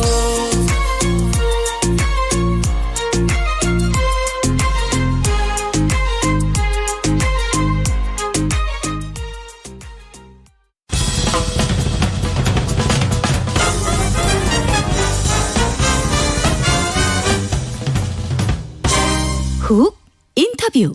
모두를 위한, 모두를 향한 모두의 궁금증 훅 인터뷰. 오늘은 보수의 장자방입니다. 윤여준 전 장관님 모시고 이 복잡하게 꼬인 전국 어떻게 풀어나갈지 원로의 지혜 들어보겠습니다. 배워보겠습니다. 윤여준 전 장관님 모셨습니다. 안녕하세요. 네, 안녕하십니까. 잘 계시는지요? 네, 뭐 잘했습니다. 네, 항상 웃고 항상 네, 밝은 표정이시고 그렇습니다. 그런데 정치권은 너무 좀 어둡습니다. 지난번에 나오셨을 때 5주 전이었어요. 6개월 좀 안타깝다. 국민에게 희망을 주지 못한 것이 가장 안타깝다 이렇게 얘기했는데 네. 좀 나아지고 있습니까? 그런 것 같지 않은데요. 네. 제가 이제 지난 6개월을 좀 이렇게 대략 뒤돌아보고 느낀 것은 그 사자성어가 생각이 나더라고요. 양마복종이라는 사자성어가 있어요. 양마복종이요? 복종. 약한 말이 무거운 짐을 졌다. 네. 그런 뜻입니다. 네. 예, 그러니까 능력에 비해서 무거운 책임을 짊어졌다는 뜻이잖아요. 예. 딱 그 사자성어가 생각이 나더라고요. 예. 알겠습니다. 덩치는 네, 알겠습니다. 네, 저도 그 말을 듣고 지금 끄덕끄덕 그런 생각이 듭니다. 최근에 네. 윤 대통령이 한남동 관저로 이렇게 들어갔습니다. 네. 그런데 야당 지도부는 만나지 않고 여당 지도부 이렇게 만찬을 했는데 어떻게 보셨어요? 만찬 정치? 뭐 어떻게 보면 이제 그동안은 관저에서 살질 못하다가 네. 그죠? 이제 관저에 들어갔으니까 편하게 저녁 때 여당 의원들 초청할 수 있게 됐잖아요. 네, 네, 그래서 아마 여당 의원들을 만찬에 초청한 거라고 어떻게 보면 뭐 자연스러운 것일 수도 있죠. 그런데 네. 그게 왜 두드러지게 보이냐면 이제 민주당하고 관계가 아주 안 좋으면서 네. 여당만 만난다는 것 때문에 그런 거잖아요. 네. 그래서 뭐 앞으로 두고 보시죠. 뭐 또 야당 의원도 초청할지 모르잖아요. 근데 안 만나고 싶은 것 같아요. 이재명 대표는 안 만나려고 하는 것 같아요. 그래서 이재명 대표는 글쎄요, 뭐 많은 사람들도 말하자면 이제 검사 출신으로서 네. 범법자라는 인식이 있으면 만나고 싶지 않아서 그런 거 아니겠냐고 해석을 사람들이 하던데요. 어쨌거나 저는 근데 그게 이제 지난번에도 말씀드린 기억이 나는데 이재명 대표가 대표 되자마자 만났어야 한다. 네. 예, 수사는 검찰이 하는 것이고 예. 대통령은 야당 대표니까 제1당이잖아요. 원내. 당연히 만나서 협치를 방부하고 하는 걸 했어야 된다고 저는 생각했던 사람인데 네. 어쨌건 먼저 지나간 일이고요. 지금 봐서는 더 만나기 어렵게 됐죠. 뭐 이제. 아니 지금이라도 만나야 되는 거 아닙니까? 근데 이제 와서 만나자니 그게 뭐 그게 쉽지 모르겠어요. 않은가요? 검찰 수사가 지금 보면 막바지까지 온 네. 것 같지 않습니까? 네네. 네. 뭐 이재명 대표가 뭐 얼마나 구체적인 혐의가 있는지 모르겠으나 진행 상황만 보면 문턱까지 왔다고 사람들이 보는 것 같던데요. 네. 그러니까 지금이야 더 만날 타이밍이 아니라고 보겠죠. 그렇습니까? 그런데요. 여당 지도부 만찬 전에 네. 윤핵관 4인방 부부 동반으로 만났다. 그런 예, 저도 봤습니다. 기사를. 그건 어떻게 보세요? 뭐 그 의도는 아니었다고 보는데 말하자면 이제 이게 그 윤핵관 이거 맞아 옛날식으로 표현하면 개국공신인데. 네. 측근들 개국공신 맞죠? 개국공신에게 관저가 이제 새로 맞습니다. 준비가 돼서 입주했으니까 보여주고 싶겠죠. 예, 뭐 또 이게 수고했다고 치하도 하고 아니, 뭐 이제 그런 생각으로 한 것 같은데. 그런데요. 네. 근데 그러면 공교롭게 그게 이제 여당 지도부보다 만찬이 앞서는 바람에 그게 모양이 아주 그렇죠. 볼썽사납게 됐죠. 그리고 그건 여당 지도부에 대한 예의가 아니고 네.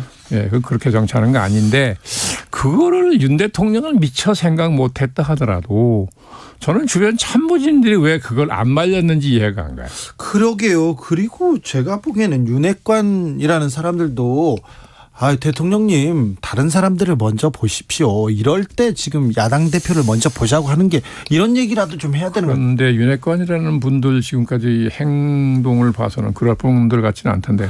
그러니까요. 그분들 그 만찬 이후에 그때 무슨 얘기를 했다. 정치 얘기, 당 얘기, 전당대회 얘기 했다는 얘기를 줄줄 읊어요. 나와서. 네. 아마 대통령은 그렇게 안 할 거라고 기대하지 않았을까요? 그러니까요. 비밀리에 우리끼리 밥 한번 먹자 했을 텐데 나와서 내가 친하다. 누군가는 지금 자랑하고 있습니다. 대통령하고 관계가 이렇게 네. 돈독하다는 걸 위세를 부릴 수 있다고 보는 네. 거죠. 바로 지금 국민의힘에서는 전당대회 얘기만 나와요. 시기가 네. 언제가 될 것이다. 네.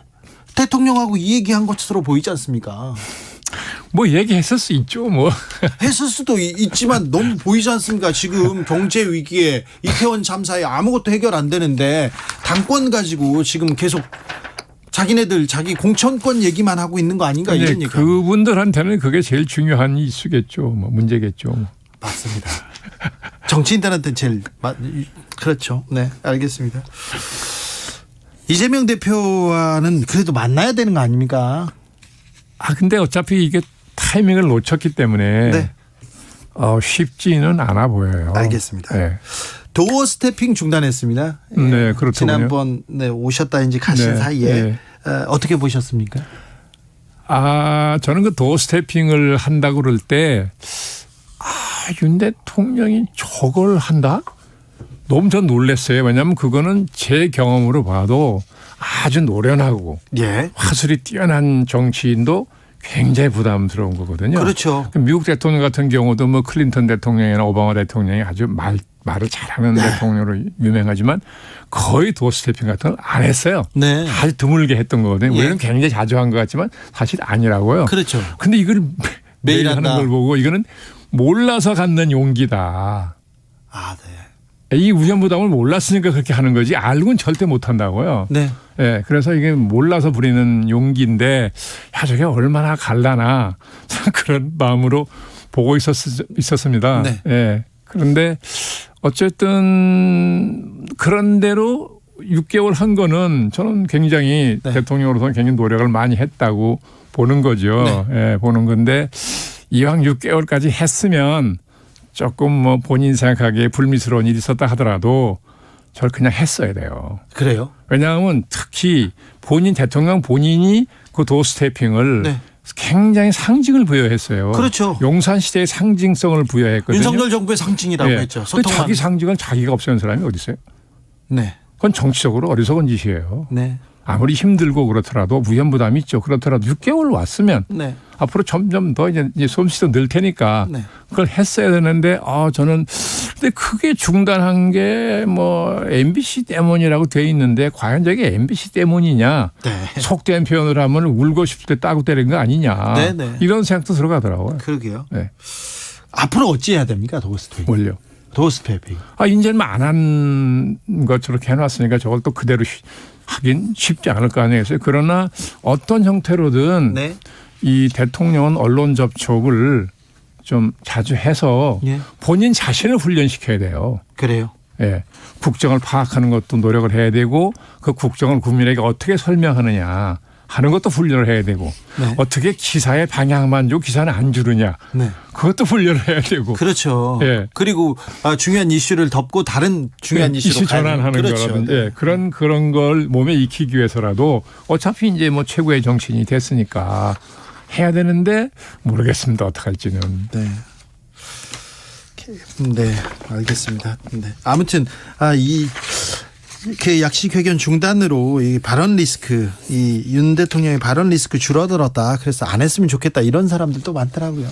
뭐 수습해야 되는 사람 입장에서 안 했으면 편하겠죠. 네. 그러나 그게 정말로 대통령을 위한 방법이냐? 저는 그렇게 생각 안 한다는 거죠. 네. 12구 참사 발생한 지 한 달이 지났습니다. 네. 이런 참사는 막아야겠지만 막지 못했을 경우 그 다음에 이렇게 어떤 모습을 보여주느냐 매우 중요한데 정치권 국민들을 설득하기에는 많이 모자란 것 같습니다. 그렇죠. 특히 그 희생자의 유족을 설득하기는 뭐 턱없이 많이 이제 부족했겠죠. 그런데 전 대통령 입장에서도 고충은 있었다고 봐요. 예. 우선 뭐 참사가 난 이후에 대통령은 일단 뭐 유감 표명을 하고 그 분향소를 매일 그죠 찾았죠. 예. 뭐 그건 뭐 나름대로 본인의 애도의 뜻을 표한 거잖아요. 네. 근데 그건 저 잘했다고 보고 다만 지금 왜 공식 사과를 안 하느냐 하는 거 가지고 이제 문제 제기를 하는 분들이 많은 것 같은데 저는 공식 사과는 조사가 끝난 후에 해도 된다. 네. 네 그런 생각이죠. 그러나 문제는 이제 그 행안부 장관의 거취는 저는 이건 잘못됐다고 보는 사람이고요. 네. 네. 아마 대통령도 율사 출신이고 행안부 장관도 네. 법을 공부한 분이죠. 네. 그렇다는 거죠. 그래서 그런지 모르겠으나 이 정치적 책임에 대해서 감각이 없는 것 같아요. 예. 꼭 사법적 책임만 지는 게 아니거든요. 그렇죠. 사법적 책임에 질 이유가 없겠죠. 네. 네? 행안부 장관이. 예. 그러나 정치적 책임, 도의적 책임을 면할 수가 없어요. 예. 그러니까 바로 사의를 표명하고 대통령 사의를 받았어야 되는데 그걸 놓치는 바람에 저 엄청난 부담을 안게 됐어요. 네. 아마 이제 사람들 추측은 가장 악기는 구별하대요. 네네. 네, 그래서 그런 사적인 인연 뭐 이런 것 때문에 안 바꾼 거 아니냐라고까지 해석을 하던데 그렇게 했다면 그건 정말 잘못한 거고요. 네. 네. 그게 정치적 부담이 더 될 수도 그러니까요. 있습니다. 속보 말씀드립니다. 국회에서 이상민 해임안 보고위원 본회의가 무산됐습니다. 박홍근 민주당 원내대표는 김진표 의장 월권이자 권한남용이라고 비판했습니다. 지금 이상민 해임하느냐 안 하느냐 이걸 가지고 한 달 동안 정치권은 싸우고 있어요. 그러니까요. 참 답답한 노릇이죠. 지금 국가적인 과제가 산적해 있고 시급한 과제가 그렇게 많은데 우선 지금 민생부터 얼마나 어려워지고 있습니까? 내년엔 더 어려워진다는 거 아닙니까? 네. 예, 그런데 지금 저 문제 가지고 저렇게 장시간 여야가 저러는 걸 보면 전 정말 딱해요. 네네. 걱정됩니다. 금융위기가 온다고 하는데 IMF 네. 겪어본 사람들은 다 이렇게. 그러니까요. 그런데 그러니까 그런 얘기를 안 해요. 야당도 이제 원내 제1당으로서 예. 국정에 상당 부분 책임이 있는데요. 예, 자기들은 뭐 책임이 없다고 생각해서 그러는지 몰라도 예. 그래서 이거는 어떻게든지 뭐 결국 대통령이 풀어야 돼요. 그렇습니까? 네. 그러니까 예를 들면 뭐 이재명 대표가 예. 곧 검찰 수사를 받을 사람이라고 생각해서 안 만난다고 하면 뭐 저는 그건 그럴 수 있다고 본다고요. 그렇다면 아니 여야 원내 대표 네. 청와대란다 용산으로 초청해서 네. 대통령이 뭐 오찬을 하든 만찬하든 진지하게 얘기를 한다고요. 예? 예. 여야 원내대표하고 네네. 또 국회 상임위원장도 다 여야 위원장들 아닙니까? 네네. 상임위원장도 초청해서 또 당부하는 거죠. 그렇죠. 정기국회 잘 해달라고 네. 그러고 예산안 좀 잘 심사해달라고 그러고. 네. 그거 사실 과거 대통령들은 했던 거예요. 예. 근데 왜 대통령이 이재명 대표를 안 만난다고 그런 사람들까지 다 안 만납니까? 저는 그것도 이해가 안 가요. 대통령이 그런 국정의 최고 책임자로서 또 행정부 수반으로서 의회에 대해서 그런 노력을 당연히 해야 돼요. 네. 근데 저는 대통령은 뭐 경험이 없어서 미처 경험이 없어서 생각을 못했다 하더라도 저는 당이고 청와대고 왜 그런 거를 대통령한테 적극적으로 건의를 안 하냐는 거예요. 뭐 안 하는지 제가 내용은 모르겠으나 이루어지지 않으니까. 네. 네. 정치가 마음을 사는 거지 않습니까? 손을 먼저 내밀거나 머리를 숙이면 그러면 손을 잡지 않을 수 없어요. 그 머리를 숙였는데 그 인사를 받아주지 않으면 오히려 국민들이 그러면 근데 그런 노력을 안 합니다. 민주당 상황으로 물어보겠습니다. 국민의힘에서는 지금 전당대회 언제 하는지 그것만 걱정이 지금 누가 대표가 자신들의 전당대회. 네. 네. 한동훈이 당 대표 될 건지 안 될 건지 그 얘기만 하고 있어요. 한동훈 씨가 당 대표를 나온대요? 아니요 그런 얘기는 없는데요. 당 내외에서 이렇게 한동훈 장관이 총선에 나와라 아니다 당 대표 나와야 된다 이 얘기 계속. 법무장관 하는 게 무서운 사람들이 많은 모양이군요. 그래요? 그러니까 빨리 법무장관 그만두게 하려고 그러는 거 아니에요? 국민의힘에서요? 우리 속담에 업어다가 곤장 맞힌단 말 있잖아요. 네, 알겠습니다. 강신업 변호사는 네. 건희사랑이라고 김건희 여사의 팬클럽 이렇게 네. 대표를 하신 분입니다. 네. 그분이 당대표 출마 선언을 했습니다. 그래요? 네. 그분 정치하던 분인가? 아닙니다. 네. 민주당을 예. 그래 그 대표적인 공약으로는 광화문에 윤석열 동상을 세우겠다 이렇게 외치고 있습니다. 동상을 세운다고요? 네네. 그래요? 그러면 표가 나오는 모양이지? 지금은 그렇죠. 그럴까요? 네. 황교안 전 대표도 국민의힘 당대표 선언했습니다. 가장 먼저. 황교안 대표 뭐 과거에 대표를 좀 했던 분이니까. 네. 그렇죠. 저도. 민주당 상황은 어떻게 보십니까? 이제 이재명 대표 턱밑까지 검찰 수사가 왔습니다. 네. 다 그렇게 보대요. 네. 네. 그래서 근데 어제 박영선 전 장관이 네. 이 자리에 나와서 그렇습니까? 네, 네. 민주당의 실제 분당 가능성도 있다 이런 얘기도 했어요. 분당이 네. 된다. 네. 그 왜 분당이 된다고 보는 건가요? 이재명 대표의 사법 리스크 때문에 이재명 대표가 당대표가 되면 민주당은 분당으로 갈 수밖에 없다. 그 얘기를 작년부터 했었던 분이었고 그 가능성이 높아지고 있다고 얘기했는데 비슷하게 되어가고 있다고요. 어떻게 보십니까? 글쎄요. 분당을 한다. 그게 무슨 의미가 있나요?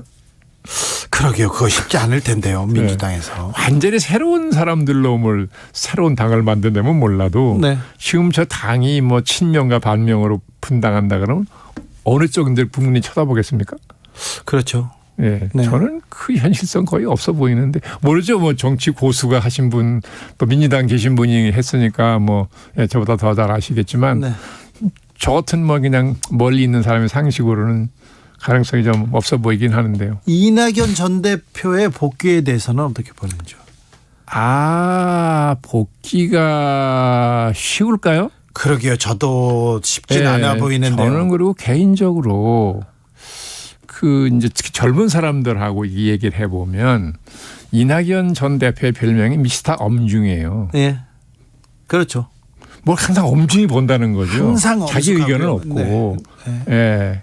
그래서 그렇게 돼가지고는 이런 어려운 상황에서 야당의 지도자 하기가 쉽지 않을 것 같아요. 이 성격이 고와서 그런 거라고 보는데. 네, 그렇습니다. 투사형이 아니라서. 그럼 민주당은 어떻게 갑니까 앞으로? 네? 그거 제가 고민할 일이 아니죠. 아니 고민할 일이 아닌데 어떻게 될 것 같습니까? 이게 그래도 정치 고수로서 이렇게 한마디를. 모르겠습니다. 저는 뭐 요새는 예민하게 살피지도 않고 또 지금 뭐 민주당의 장래를 예견한다는 게 어려운 일이잖아요. 네. 잘 알지도 못하는 사람이. 네. 그러니까 말은 삼가하는 게 낫겠죠, 지금은. 알겠습니다. 자, 민노총 그리고 화물연대 그리고 또 철도노조 여기저기에서 파업 얘기가 나옵니다. 계속 파업이 나오는데 정부에서 대통령실도 그렇고 당도 그렇고 어디에서도 다 강경 대응만 얘기해요. 네, 이제 특히 아마 이제 대통령은 이제 검사 출신이라서 그런지 몰라도 이게 법을 어기느냐 안 어기느냐는 걸 굉장히 중요한 잣대로 보는 것 같더라고요. 근데 과거에도 물론 이제 이 노조 하는 분들이 실정법을 어기면서 수행하는 경우가 많이 있었지만 그렇죠. 그래도 정부가 그 법을 위반했다는 건 지적은 하지만 다 바로 무슨 조치를 하거나 그러지는 않고 설득을 하는 노력을 많이 했잖아요. 네. 그렇죠. 네. 근데 그게 법을 몰라서 그랬던 건 아닐 것이고 이게 법으로 해결할 것이 아니라는 문제의 성격 때문에 그랬다고 보는데 저는 이번에 그걸 보면서 노동 문제에 대해서는 전혀 조회가 없으니까 말씀드리기 조심스럽습니다만 대통령이 너무 처음서부터 전면에 나서는 걸 보고 저거는 문제 해결의 방식이 아니다. 저렇게 해놓으면 정부가 다 손발을 묶여버립니다. 그렇죠. 꼼짝 못해요. 대통령이 가장 강한 발언을 했으면 다른 사람들 다 따라갈 수밖에 없잖아요. 그러면 이게 문제가 해결이 안 돼요. 강대강이 부딪힐 텐데 지금 경제 상황이 이렇게 어려운 마당에 노조가 더 쉽게 물러서겠습니까? 국가 경제를 어떡하냐고요. 그러니까요. 국민들은 어떻게 합니까? 정부 출범 7개월 차 됐습니다. 이제는 좀 정치를 복원하고 국민들한테 비전을 보여줄 때가 됐는데요.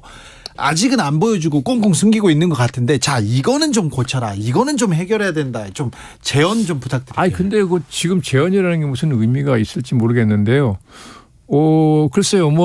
그 대통령이 되고자 했던 생각을 미리 했던 분이 아니라서 충분한 준비 없이 이제 취임을 했다는 걸 감안한다 하더라도 선거 운동 기간이라는 게 있었고 인수위 기간이 있었기 때문에 본인은 그런 쪽에 시간을 뺏기더라도 철저한 준비를 시켜서 그죠? 취임하고 난 다음에는 국정 과제를 제시하고 순차적으로 중요도에 따라서 추진하고 하는 걸 했어야 되는데 아직까지 보면 그런 건 안 보이잖아요. 그러니까 아마도 이제 내년 해가 바뀌고 나면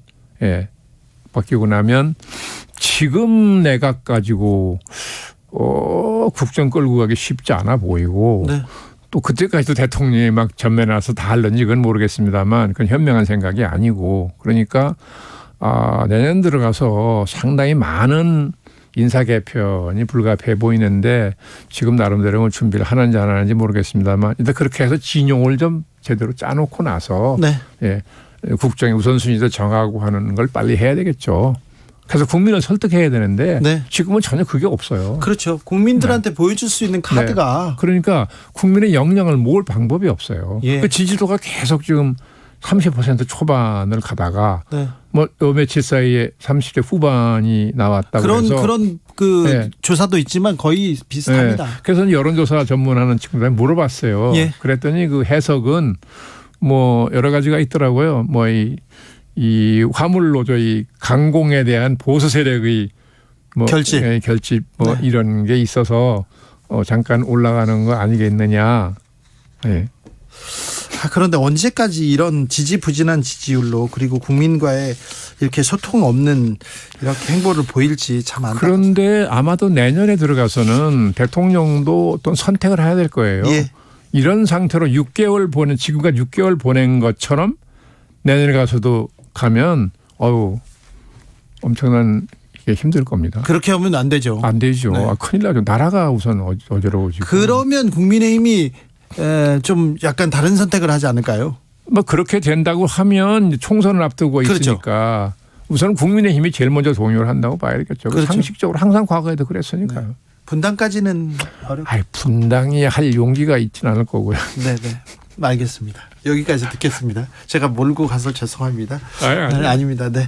말씀 잘 들었습니다. 윤여준 전 장관님이었습니다.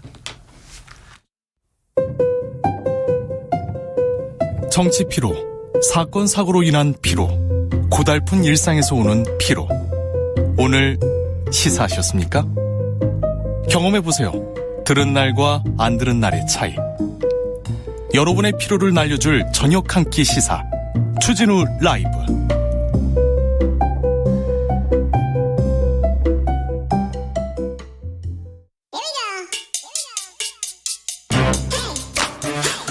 뉴스를 향한 진지한 고민, 기자들의 수다. 라이브 기자실을 찾은 오늘의 기자는 한결의 오연서 기자입니다. 어서 오세요. 안녕하세요. 방금 전에 윤여준 장관님이 언급하신 여론조사 있었습니다. 대통령 지지율 30%로 갤럽이 지난 22일에서 24일 조사했습니다. 자세한 내용 중앙선거 여론조사 심의위원회 홈페이지 참조하시면 됩니다. 자, 오늘은 어떤 이야기로 가볼까요? 네, 내일이 이제 내년도 예산안 처리를 해야 하는 법정 시한인 내일까지인데요. 가장 중요한 게 예산안을 어떻게 쓸 건지, 네. 세금을 어떻게 쓸 건지 하는데 지금 계속 싸우고 있잖아요. 자, 예산안의 가장 중요한 쟁점이 뭡니까? 막판으로 이제 쟁점으로 많이 거론이 되는 예산이 그 이재명표 예산이라고도 불리는 지역화폐 사업 예산입니다. 네. 이게 사실 좀 산전수전을 많이 겪었습니다. 처음에 정부안으로 내놓은 예산에서는 1원도 측정이 안 됐었거든요. 네. 워낙 이제 이재명 대표의 대표적인 그 정책으로 좀 인식이 되다 보니까 그런 것들이 좀 반영이 돼서 정부안에서는 이제 대폭 삭감된 상태로 올라갔었는데 올라왔죠. 이제 민주당이 더 많이 들어가 있는 행안위 소위에서 7,050억 원으로 전액 복구를 했지만 그 이후에 이제 여야가 협상을 하는 과정에서 5천억 원으로 일단 지금 합의를 본 상태이긴 한데 이게 예결 소위까지 올라와서는 좀 쟁점이 많이 되고 있어서 아직 액수가 좀 정확히 이제 결정이 되거나 그러지는 못한 상황입니다. 예산 소위 지금 예산안 합의 잘 되지 않는데 마지막 쟁점은 이재명 예산이다, 이렇게 보면 되겠네요. 네, 맞습니다. 지금 제가 속보 말씀드렸거든요. 이상민 해임 건의안 어떻게 됐습니까? 본회의 상정도 안 됐다면서요? 네, 오늘 사실 상정되지 않을까 예상이 되고 있었는데 결국에 이제 본회의가 열리지 않으면서 오늘 이게 본회의에서 보고가 되지는 못했습니다. 김진표 의장이 안 된다 이렇게 얘기했어요? 최대한 여야가 합의를 해서 본회의를 열지 말지를 정해갖고 와라. 이게 마지막까지 이제 김진표 의장의 생각이었고요. 근데 이제 합의가 되지 않다 보니까 결국에는 이제 열리지 않은 상태입니다. 근데 이게 내일 또 열리겠느냐라고 이제 또 의문이 생기는데 아까 방금 말씀드렸다시피 예산안이 지금 협의가 안 된 상태잖아요. 네? 그럼 뭐 이 일에 사실 올릴 안건이 딱히 없기 때문에 이 일도 본회의가 열리기가 좀 어렵지 않을까 이런 전망이 더 많은 상태입니다. 아유, 그럼 근데 어떻게 되는 거예요, 그러면? 해임 건의안이 일단 제출이 됐고 사실 민주당 입장에서는 오늘 이제 본회의에 올려서 이 안건을 보고를 하고 이 일에 이제 표결 처리를 해서 이런 식으로 이제 흘러가는 수순을 예상을 한 건데 오늘 보고부터 일단 안 됐으니까 내일 사실 올려도 사실 이게 24시간 이후 72시간 이내 표결을 거쳐야 되거든요. 근데 그 이후 본회의 일정은 사실 지금 정해진 게 없기 때문에 내일은 사실 열려서 보고가 돼도 뭐 이번 주 안에 이걸 처리하기는 좀 현실적으로 어려운 상황입니다. 이태원 참사 한 달이 넘었는데 아직도 정치권에서는 이상민 장관을 해임하느냐 안 하느냐 여기에서 지금 꽉 막혀서 움직이지 못하고 있습니다. 맞습니다. 정치권에서 좀 일 좀 해야 될 텐데 예산안도 처리하고 일하는 국회 보고 싶다는 얘기를 저희가 3년째 계속 하고 있는 것 같습니다. 네, 국정조사 특위도 지금 활동을 아예 안 하고 있는 상태여서 네. 시간만 좀 흘러가고 있는 상황입니다. 마지막으로 만나볼 이야기는요. 네, 국민의힘 친윤 모임 여름에 한번 민들레라는 이름으로 기사가 많이 났었는데요. 그렇죠. 네. 이게 이제 오는 7일 국민공감이라는 이름으로 출범을 합니다. 친윤 모임인데 국민공감입니까? 친윤 공감 아닙니까? 이게 사실은 이름도 참 좀 국민공감. 순한 좀 있었는데요. 민들레는 어디로 갔어요, 그럼? 민들레는 사실 민들레 좋은데. 민심 들어볼래라는 이제 좋은 뜻이 있었는데 네. 최근에 일부 그 매체와 이름이 비슷하면서 바꿨습니다. 그래서 바꿨군요. 네, 그 희생자 명단을 공개했던. 네. 근데 사실 이 이름도 특정 매체가 좀 떠오르긴 합니다. 네. 네. 그렇죠. 어쨌든 국민공감으로 간다고 하고요. 그 대표적인 이제 친윤계 의원으로 꼽히고 있는 이철규 의원이 주축이 돼서 이번에 시작을 할 겁니다. 이번에 뭐 만찬도 했어요. 네, 저 한남동 부부 불려가서 부부 동반으로. 네, 관저에 처음으로 초대가 되기도 했었죠. 경찰 출신 이철규 의원, 어우 실세네요. 여기서 이제 주축이 돼서 이 모임을 주도하고 있고요. 당에서도 당 소속 의원이 115명인데 이 중에서 절반 이상인 65명이 참여를 한다고 합니다. 자, 당권 지금 당권 경쟁 시작됐잖아요. 네, 맞습니다. 사실은 국민의힘은요 다른 거 관심이 없고 지금 당권 언제 전당대회 여는 거야, 언제 투표하는 거야, 거기에 관심이 있는데 당권 주자들도 많이 옵니까? 네, 지금 가장 주요하게 거론되고 있는 김기현 의원, 안철수 의원은 다 참여한다고 했고요. 예, 근데 뭐 당권 주자들은 뭐 그렇게 해서 참여를 할 것 같은데 우리가 이제 친윤계 의원 중에 가장 대표적으로 꼽히는 권성동 의원이나 장제원 의원은 이런 모임 성격에 대한 우려 때문인지 참석을 안 하기로 했습니다. 그렇습니까? 자, 친윤계가 좀 세력화 시작했다 이렇게 봐야 되는 거 아닙니까? 사실 이제 이번 주에 많이 나온 이야기가 전당대회가 내년 2월 말에서 3월 초에 열릴 거란 얘기가 많이 나왔잖아요. 네. 본격적인 레이스가 펼쳐지기 전에 룰이라든지 아니면 뭐 특권 당권 주자를 뭐 특정 당권 주자를 띄우는 뭐 그런데 이제 목소리를 내기 위해서 친윤계가 이제 세력화에 좀 시동을 거는 거 아니냐 이런 시각이 당내에 좀 많이 있습니다. 그래요? 이렇게 되면 이제 친윤 비윤 갈등 구도로 해서 비윤계도 좀 세력화가 시작이 될까라는 전망도 좀 나오고 있습니다. 자, 비윤은 누가 보입니까? 비윤. 사실 좀 민심에 예민한 지역으로는 영남 지역보다는 수도권 지역 의원들이 많이 좀 거론이 되고 있는데요. 네. 안에서 좀 이 부글부글한 목소리가 저희도 들어보면 그렇죠. 대통령 예. 이 당 이대로 가면 우리 총선에서 다 져요, 안 돼요, 그러면서 그런 사람들 부글부글 해요. 네, 목소리가 분명히 있는데 공개적으로 터져 나오지 않을 뿐이거든요. 아직은. 아마 친윤계가 이렇게 계속 목소리를 내고 좀 세력화가 이제 크게 되면 네. 이들도 좀 뭉치게 되지 않을까.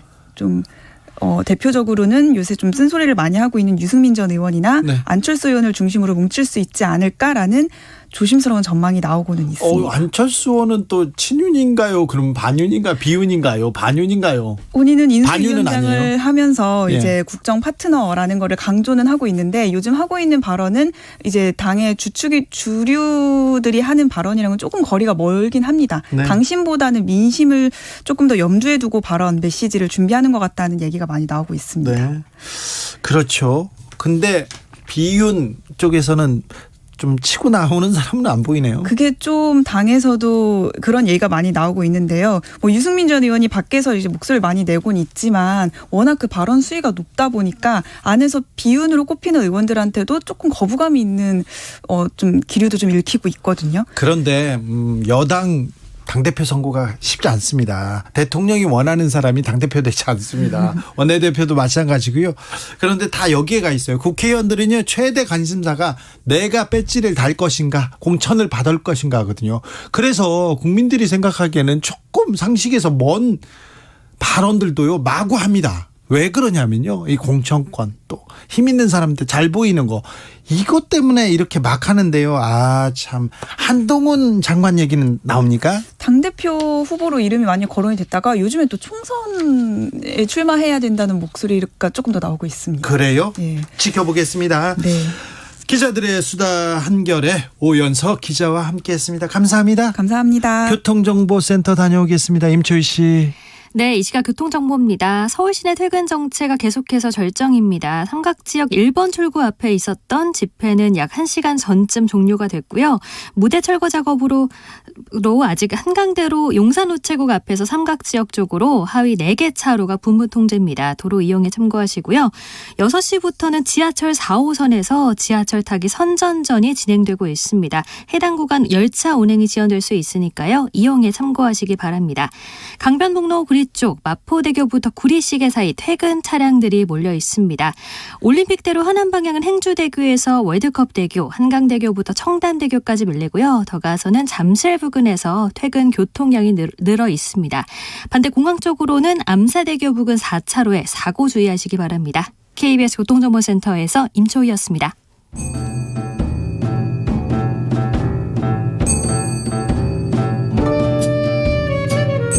태초에 철학이 있었다. 하늘과 땅 사이 세상의 모든 질문 이제 철학으로 풀어보겠습니다. 철학 어렵다고요? 일단 맛이라도 봅시다. 철학의 맛.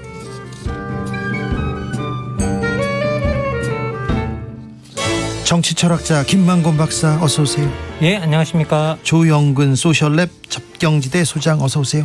예, 안녕하세요. 네, 월드컵 즐기고 계십니까? 예. 박사님도 예. 월드컵 보세요? 아니 뭐 저도 사실 스포츠 보는 건 상당히 좋아해서. 아, 그래요? 웬만하면 좀 이렇게 스포츠 중요한 경기들을 챙겨 보려고 그러는데 네. 이번에는 뭐 이렇게 월드컵 경기를 우리나라 경기 정도만 챙겨 볼 수 있고 네. 이게 또 11월 달에 하잖아요. 네. 그런데 저희 학문하는 사람이 제일 바쁜 달이 사실 조영근 선생님도 아시겠지만 11월 달입니다. 나 그래요. 그러다 보니까 뭐 그냥 뭐 이렇게 하이라이트만 챙겨 보게 되는 어떤 그래서 중간 과정을 잘 못 보게 되는 그런 게 있습니다. 조영근 소장님은요? 뭐 한국 경기만 챙겨보려고 하는데 그것도 다는 못 보고요. 네. 나머지는 역시 저도 하이라이트만. 이분들은 이게 뭐 축구 이런 거 잘 관심 없어요. 아니요. 두 축구 원래 선생님들. 좋아합니다. 뭐 축구가 이게 그 철학적으로나 어떤 정치학적으로는 상당히 중요한 어떤 스포츠 중에 하나라서요. 그러니까요. 예. 저는요 이번에 중동에서 열리는 첫 번째 월드컵 아닙니까? 이슬람 국가에서 열리는 첫 번째 월드컵이어서 이슬람에 대한 편견을 조금 내려놓는 그런 계기가 됐으면 합니다.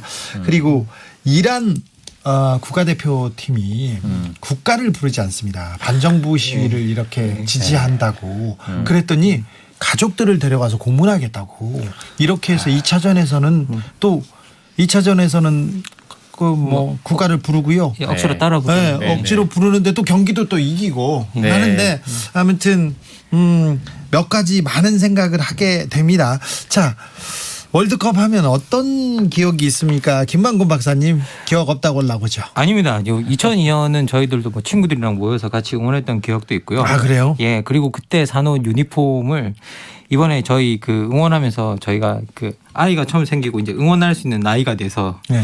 그때 그 유니폼을 꺼내서 입혀줬더니 이거 무슨 그 뭐라고 해야 될까요?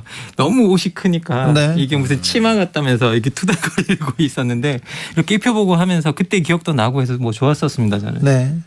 조영곤 소장님은요? 뭐 2002년 기억이야 뭐 다들 마찬가지인 거고요. 저도 강렬했는데 저는 2002년 빼면 1998년 월드컵이 그때 사실은 그 네덜란드전에 대패를 당했잖아요. 네, 프랑스 월드컵이었습니다. 5대 0으로 졌습니다. 5대 0 그 유명한 전설의 5대 0의 시작인데 그때 참 어떻게 보면 세계의 벽을 절감했던 어떤 그런 좌절감도 있고 또 한편으로 감독을 현장에서 경질하고 네. 이런 식의 우리가 그렇게까지 할 필요가 있었을까 네. 여러 가지 생각을 하게 만든 그런 월드컵이어서 자꾸 생각이 나요. 자, 월드컵 하면은요 엄청나게 끌어오릅니다. 열정 막 쏟아내고 그러다가요 조금 이따 결과가 안 좋지 않습니까? 우리나라는 최약체예요 항상 그 조에서. 그런데 지지 않습니까? 그러면 희생양을 찾습니다. 얼마 전에 신문선 해설위원 이렇게 저희가 인터뷰했는데 2006년 월드컵 때 스위스전이었어요. 마지막 경기였는데 스위스 때 스위스 선수가 골을 넣었어요. 근데 업사이드가 아니었어요. 우리 선수 발 맞고 이렇게 그 공격수 발에 이렇게 전해졌기 때문에 근데 업사이드가 아니었는데 업사이드라고 피파에 제소해야 된다고 들불처럼 이렇게 끌어올랐어요. 그 당시 여론이 뜨거웠죠. 네, 신문선 위원이 아니다 저거 업사이드 맞다 우리가 진 거 맞다 이렇게 얘기해가지고 신문선 위원이 해설계에서 떠나는 그런 일이 있었죠. 이거는 어떻게 봐야 됩니까? 지금 뭐 우리나라는요 희생양 찾는 거 이거는 조금 자제했으면 좋겠어요. 지난 월드컵에서는 수비수 누구 이렇게 장모씨 이렇게 해가지고 누가 잘못해서 졌다 막 이렇게 쓰는데요. 얼마 전에 2차전에서 지니까 어떤 수비수가 잘못했다 누가 잘못했다 이렇게 희생양 찾기 이런 거 안 했으면 좋겠어요. 예, 선생님 뭐 저도 사실 그렇게 생각합니다. 저희가 사실은 다른 스포츠도 마찬가지긴 한데 축구가 특히 그 굉장히 몰입을 하게 만들고 뭐랄까요 그 국민 감정 혹은 뭐 민족주의라고 얘기하죠. 예, 이런 걸 유난히 불러일으키는 스포츠이긴 합니다. 그 한국만 특별히 예외는 아니고요. 예, 그런 점에서 사실 옳은 일은 아니고 그게 뭐 저희가 사실은 축구가 정말 중요해 보여도 그래 또 생각해 보면 축구 아닙니까? 네네. 즐기자고 하는 건데 그렇죠. 저희가 조금은 더 이런 문제에서 여유를 갖고 냉정할 때는 또 냉정해질 수 있는 그런 분위기도 될 수 있으면 좋겠어요. 그렇죠. 예, 이게 문제는 뭐냐면 이제 축구가 이게 뭐 다 아시겠지만 이게 민족주의와 상당히 오랜 동안 가장 이제 연관이 되어 왔던 종목 중에 하나고요. 그렇죠. 예, 그리고 이게 세계 축구 팬이 35억 명인데요. 이 인구가 제일 많습니다. 네. 팬 인구가. 근데 2위가 크리켓이라고 해요. 네. 근데 크리켓이 25억 명 정도인데 그것만 봐도 10억 명 정도가 차이가 나고 그리고 국가 대항전이 사실상 제대로 만들어진 스포츠 단일 스포츠 종목이 축구라고 합니다. 네. 1920년대에 이제 이런 것들이 형성되었다고 이야기를 하고 있고요. 그래서 국가 대항전의 형식으로 어떤 그 경기를 가져갔던 어떤 또 아주 초기의 분야의 어떤 종목이고 그러다 보니까 어떤 국가 간의 라이벌 의식도 강하게 되는데 원래 축구 자체가 발전을 할 때 이게 산업화 시대 때 노동자들이 고향을 떠나게 되잖아요. 네. 고향을 떠나면서 자기 고향의 팀들을 응원하기 시작합니다. 만들어진 축구팀에. 그러면서 이게 축구팀들이 자기 정체성을 대신해주는 어떤 대리인의 역할을 하기 시작을 했다 그래요. 그런데 그런 문화들이 이제 국가 차원으로 옮겨진 거죠. 그렇죠. 예, 그러면서 이게 축구가 정체성을 대변하는 어떤 그런 측면이 있다 보니까 상당히 민족주의적으로 발전하기 쉽고 또 때로는 나쁜 민족주의와 연결되기가 되게 그렇죠. 예, 좋은 그런 지점이 있어서 이제 문제인 것 같습니다. 축구가 힘이 있는 게 일단 룰이 정말 간단하고 그렇죠. 예. 공 하나만 있으면 되거든요. 남자들 참 단순합니다. 공 하나 던져주면. 요즘엔 여성들도 많이 합니다. 네. 아무튼 22명이 그렇게 쫓아다니다가요. 예. 그런데 지나가는 사람들도 다 쳐다봅니다. 맞습니다. 예. 몇십억 명이 이렇게 쳐다보지 않습니까? 그러니까 이게 정말. 부자나라 가난한 나라 다 할 수 있고요. 다 할 수 있고 그렇죠. 인종별 신체 조건 차이가 생각보다 별로 그렇게 작용하지 않습니다. 맞아요. 좀 작아도 잘할 수 있거든요. 아시아의 선전 보십시오 이번에. 네, 그런 걸 그리고 보면. 골이 적게 나는 경기이기 때문에 사실은 이 강팀 결국 강팀이 많이 이기지만 확률적으로는 이변도 자주 일어납니다. 이게 열광하게 돼 있는 여러 조건을 두루 갖추고 있죠. 그래요. 예. 근데 왜 두 분은 열광하지는 않으시는지 아닙니다. 저도 축구 좋아하고 있습니다. 예, 저 축구 좋아합니다. 자, 그러면요. 그 철학자들이 보는 자 대한민국만의 특징, 응원에서 월드컵에서 대한민국만의 특징은 뭐가 보입니까? 뭐 당연히 이제 우리나라 같은 경우에는 이제 거리 응원 문화가 아주 이제 2002년부터 자리 잡은 그게 하나의 시그니처처럼 되어 있죠. 전 세계가 부러워하는. 예. 어떻게 저렇게 많은 사람들이 모여? 예. 근데 어떻게 저렇게 많은 사람들이 모이는데 사고가 없어? 그렇죠. 원래 이제 약탈도 없어. 예, 그렇습니다. 원래 광장에 사람들이 모이는 걸 두려워했던 이유가 뭐냐면 원래 이 광장이라는 곳이 광기라는 곳과 연결되어 있다고 생각을 했었습니다. 네. 옛날에. 그래서 이 광장의 정치를 또 두려워했던 이유도 뭐냐면 이 광기의 정치로 발전할까 봐. 그게 무서워서 이제 사람들이 모이는 것들을 권력자들이 상당히 두려워해서 원래 광장에 모이는 걸 사람들이 별로 좋아하지 않습니다. 그런데 우리나라 같은 경우에는 그 많은 사람들이 모여서 질서정연하게 그걸 하고 또 이제 그 질서정연한 문화가 하나의 우리의 응원 문화로 자리를 잡았잖아요. 그런데 이제 뭐 물론 이런 그렇게 사람들이 대거 모여서 거리에서 응원하는 모습을 보고 아니 이건 광기다라고 하시는 분들이 실제로 계시고 거기에 대해서 되게 비판적인 어떤 그런 걸 보여주시는 분들도 상당히 많긴 한데요. 근데 저는 우리나라 응원 문화를 최근에 보면 이게 뭐 한국 그 어떤 축구나 뭐 어떤 그런 것에 대한 어떤 열정적인 집착이라기보다는 저는 오히려 최근의 젊은이들 같은 경우에는 자기들끼리 되게 파편화되어 가고 있는 관계 속에서 그나마 어떤 핑계를 대고 같이 모여서 놀 수 있는 자리, 같이 함께 할 수 있는 자리라는 측면이 조금 더 강한 것 같아요. 네. 예, 그래서 오히려 저 같은 경우에는 이렇게 응원 문화가 뭐 우리가 너무 나쁘게 광기 어떤 그런 거라고 보기보다는 오히려 우리한테 지금 되게 드문 같이 모여서 같이 웃고 같이 떠들 수 있는 함께하는 어떤 자리 문화 정도로 봐주시면 좋지 않을까라는 생각이 듭니다. 예, 저도 뭐 전폭 공감하고요. 예전에는 그 우리가 이런 게 있잖아요. 몸을 사리지 않는 특혼. 네. 예, 뭐 그냥 혼을 불사르는 민족주의 축구. 네. 한국 축구의 특징이죠. 그렇죠. 예. 치면 돌아오지 마라. 네. 뭐 이런. 현에 다리 빠져 죽어라 이렇게. 이제 그런 분위기가 정말 강했는데 요즘에는 확실히 그런 점에서는 과거보다는 좀 그래도 성숙해진 것 같아요. 좀 더 축구 자체를 즐기려는 그리고 응원 문화를 즐기려는 이런 태도가 좀 많아진 것 같아서 다행스럽게 생각하고 근데 이제 그 와중에 보면은 제가 보기에는 이제 축구 팬들 사이에서 평소에 축구를 많이 즐기는 그러니까 다시 말하면 클럽 축구를 즐기는 분들이 많은 사람들이 이제 월드컵 국가대표 경기에만 열광한다. 네. 맞아요. 네, 국가대표 경기에만 열광하고 축구 자체는 좋아하지 않는 분들에 대해서 조금 이렇게 싫어하는 그런 경향이 있어요. 축구 자체를 즐기지 못한다 이거죠. 네. 예, 그렇긴 한데 이게 사실 뭐 저도 사실은 클럽 축구를 좋아합니다. 예. 국가대표 경기보다는 그렇긴 한데 그게 또 우월하고 열등하고 이런 건 아닌 것 같아요. 네. 월드컵에 열광하는 거는 뭐 소위 축구 선진국도 다 마찬가지고요. 예, 그런 점에서는 저희가 너무 그런 식으로 우열 관계로는 보지 말고 다만 그럼에도 불구하고 제 바람 자체는 좀 더 클럽 축구 문화에 네. 예, 좀 더 축구 자체를 즐기는 문화에 사람들이 좀 더 관심 기울이면 어떨까 하는 그런 바람은 갖고 있습니다. 예, 그리고 클럽 축구 문화가 또 하나 좋은 게 뭐냐면 이게 개인과 국가 사이에서 어떤 지역 공동체를 만들어주는 역할을 하는 경우가 또 많거든요. 예. 그렇죠. 그래서 이제 이게 뭐 어떻게 보면 그 자기 지역에 어떤 축구팀이 경기가 있는 날 지역의 사람들이 축구장에 다 모여서 응원하고 같이 뭐 그렇죠. 그 웃고 울면서 이제 어떤 공동체 지역 공동체 의식이 형성되는 그렇죠. 어떤 그런 것들이 있기 때문에 저 같은 경우에는 이제 뭐 그 조윤근 선생님께서 말씀하신 대로 클럽 축구 문화가 조금 더 활성화되었으면 좋겠다라는 생각도 듭니다. 알겠습니다. 성남 FC 검찰 수사에 대해서는 물어보지 않겠습니다. 제가 아까 이란 반정부 시위에 이번 월드컵이 미치는 영향, 전 국민이 전 세계 시민들이 이 이란 반정부 시위를 알게 됐거든요.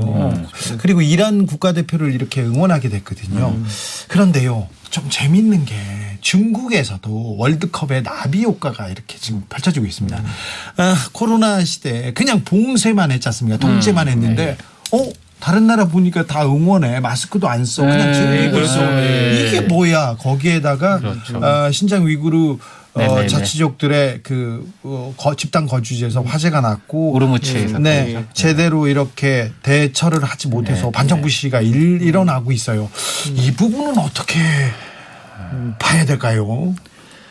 뭐 기본적으로 세계가 연결되어 있다라는 게 명확하고요. 예. 그리고 연결된 세계 속에서 우리가 어떤 같은 팬데믹에 대처하고 있는데 어떤 곳은 이렇게 마스크를 벗고 이제 대처하는 국가가 됐고 어떤 곳은 여전히 마스크뿐만 아니죠.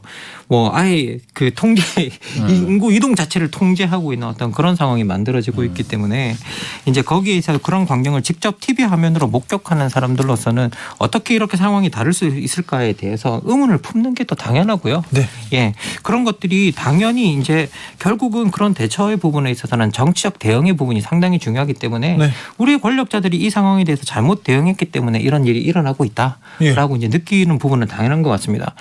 예. 그리고 또 이란 같은 경우도 저 봐서 느끼는 게 뭐냐면요. 저는 이번 중동에서 벌어지는 일들을 보면서 많은 사람들이 편견도 가질 수 있지만 여기가 다른 곳이구나라는 거 느낄 수 있는 게 히잡 시위를 이제 그 여성들이 시작을 했고 거기에 남성들이 합류하고 있고 그리고 찬성하고 있고 그리고 이제 뭐 이런 대표팀 같은 경우에도 아즈문 같은 선수들이 여기에 대해서 정부의 탄압에 대해서 명백하게 반대를 하는 선언을 했고요. 네. 그리고 국가대표 여러 선배들이 뭐 여러 전 국가대표 현 국가대표들이 지금의 상황에 대해서 비판을 하고 있고 네. 그러면서 어떻게 보면 거기서 개방되어가는 문화 사실은 이란이 가장 폐쇄적인 어떤 이슬람 문화 중에 하나이기 때문에 그 안에서 벌어지는 어떤 변화 같은 것들을 보면서 우리가 기존에 이슬람에 가지고 있던 어떤 편견이나 그런 것들을 또 벗어 던질 수 있는 좋은 계기도 되지 않나라는 생각이 듭니다. 이 월드컵이 이제 아마 세계 최대 규모의 메가 이벤트이기 때문에 그렇죠. 사실은 미치는 영향력이 엄청납니다. 네. 예, 그중에 이런 것들도 있는 것이고요. 여러 가지가 있을 수 있는데 저는 사실은 이번 그 카타르 월드컵에 대해서 인권 문제를 제기를 하고 있잖아요. 네. 사람이 이주 노동자가 여러 명이 죽었다. 지금 그 아주 진실 공방이 있는데 그 문제는 그 문제대로 따져봐야 될 필요가 있겠지만 또 한편 보면은 이번에 그 얼굴 인식 기술 예, 자동 얼굴 인식 기술을 탑재한 카메라 1만 5천 대를 배치해서 테러범이라든지 기타 여러 가지 우범자들을 미리 적발을 하겠다 이런 시도를 한 걸로 나오고 있는데 이게 사실은 그야말로 이제 저희가 흔히 하는 말로 감시사회, 빅브라더 감시사회의 그 일종의 현실화된 이런 것인데다가 이 기술이 굉장히 오류가 많다고 그래요.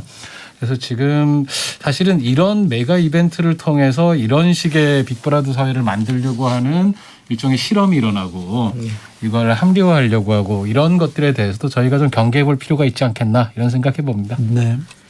21세기 지구촌의 가장 큰 축제 월드컵 어떤 의미를 가질까요? 이번 월드컵은 조영근 소장님. 예. 조금 전에 제가 메가 이벤트 얘기를 했는데 메가 이벤트라고 하는 게 이게 사실은 개발주의 경쟁입니다. 지금. 네. 사실은. 그래서 이게 과거에는 그냥 민족주의 측면이 강했는데요. 네. 지금은 사실은 이걸 하는 나라들이 엄청난 공공자원 부채를 지고서는 개발을 하고 그게 이윤이 되고 피파 자체가 하나의 그럼요. 거대 기업이 되고 있습니다. 이런 점을 저희가 좀 주목하면서 좀 더 축구를 마음 놓고 즐길 수 있는 그런 방향으로 좀 고민을 해봐야 되겠다 이런 생각합니다. 네, 좀 그렇게 갔으면 좋겠어요. 너무 상업적으로 흘러가지고 그거 가슴 아픕니다. 예. 실제로 이제 이번 월드컵만 봐도 여러 국가들이 이제 이 참여하면서도 이 경기장 짓는 사이에서 희생됐던 노동자의 권리 그리고 중동 지역에서의 소수자의 권리를 보호하는 어떤 그런 캠페인을 하려고 노력하고 있고요. 그리고 더해서 이제 피파 자체도 이 월드컵 행사를 탄소 중립 행사로 가져가겠다. 기후 위기 변화에 맞서서 이제 그런 이야기를 하고 있는 걸 보고 그리고 실제로 그 내용들이 다 적용이 되었고요. 그리고 이제 그것들이 실현되고 있는가 안 되고 있는가를 가지고 비판적인 어떤 이야기들이 나오고 있고 하는 것들을 보면 실제 이런 메가 이벤트가 전 지구적 차원에서 행사를 치르면서 많은 사람들이 우리가 어떻게 타인의 권리와 지구의 권리에 대해서 관심을 갖는가 거기에 대한 기회를 준다는 점에서도 상당히 지금 21세기에서 이런 월드컵 행사 같은 것들이 다른 의미를 가지게 되지 않았나라는 생각이 듭니다. 알겠습니다. 철학자들이 보는 월드컵은 이렇습니다. 재밌어요. 아유 재밌었습니다. 자 철학의 맛 마침표 찍어봅니다. 오늘 철학의 맛 결정적 한마디는요. 예, 메가 이벤트를 동아시아는 아직도 경쟁적으로 서로 유치하려고 난립니다. 네. 좀 자제합시다. 네. 이제는 그 돈 벌고 그런 시대 끝났어요. 카타르는 303조 원 들어갔답니다. 예. 이건 적자가 문제가 아니라요. 네, 그냥 돈만 많이 들어갔어요. 예, 즐거워야 스포츠고 스포츠는 인권입니다. 그래서 우리가 이게 기본적으로 우리가 이 스포츠 경기 하나를 가지고 잘했니 못했니 하면서 선수들 찍어서 비난하고 이런 일 안 했으면 좋겠습니다. 네네. 예. 아유 그럼요. 네. 카타르 월드컵 지구촌 최대의 축제입니다. 여러분 마음껏 즐기시길 바랍니다. 지금까지 김만곤 박사 조영근 소장과 함께했습니다. 감사합니다. 감사합니다. 네, 고맙습니다. 아이유가 부른 에잇 들으면서 오늘 주진우 라이브 여기서 인사드리겠습니다. 저는 내일 오후 5시 5분에 돌아오겠습니다. 지금까지 주진우였습니다. So are you happy now? Finally happy now, yeah. 뭐 그대로야 난 다 잃어버린 것 같아. 모든 게 맘대로 갔다가 인사도 없이 떠나 이대로는 무엇도 사랑하고 싶지 않아. 다 잊을 대로 해줘버린 기억 속을 여행해. 우리는 오렌지 태양 아래 그림자 없이 함께 춤을 춰. 정해진 이별 따위는 없어. 아름다웠던 그 기억에서 만나 forever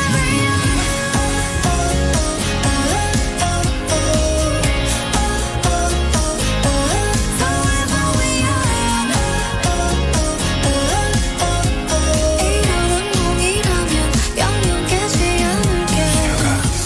그래 여긴 섬 서로가 만든 작은 섬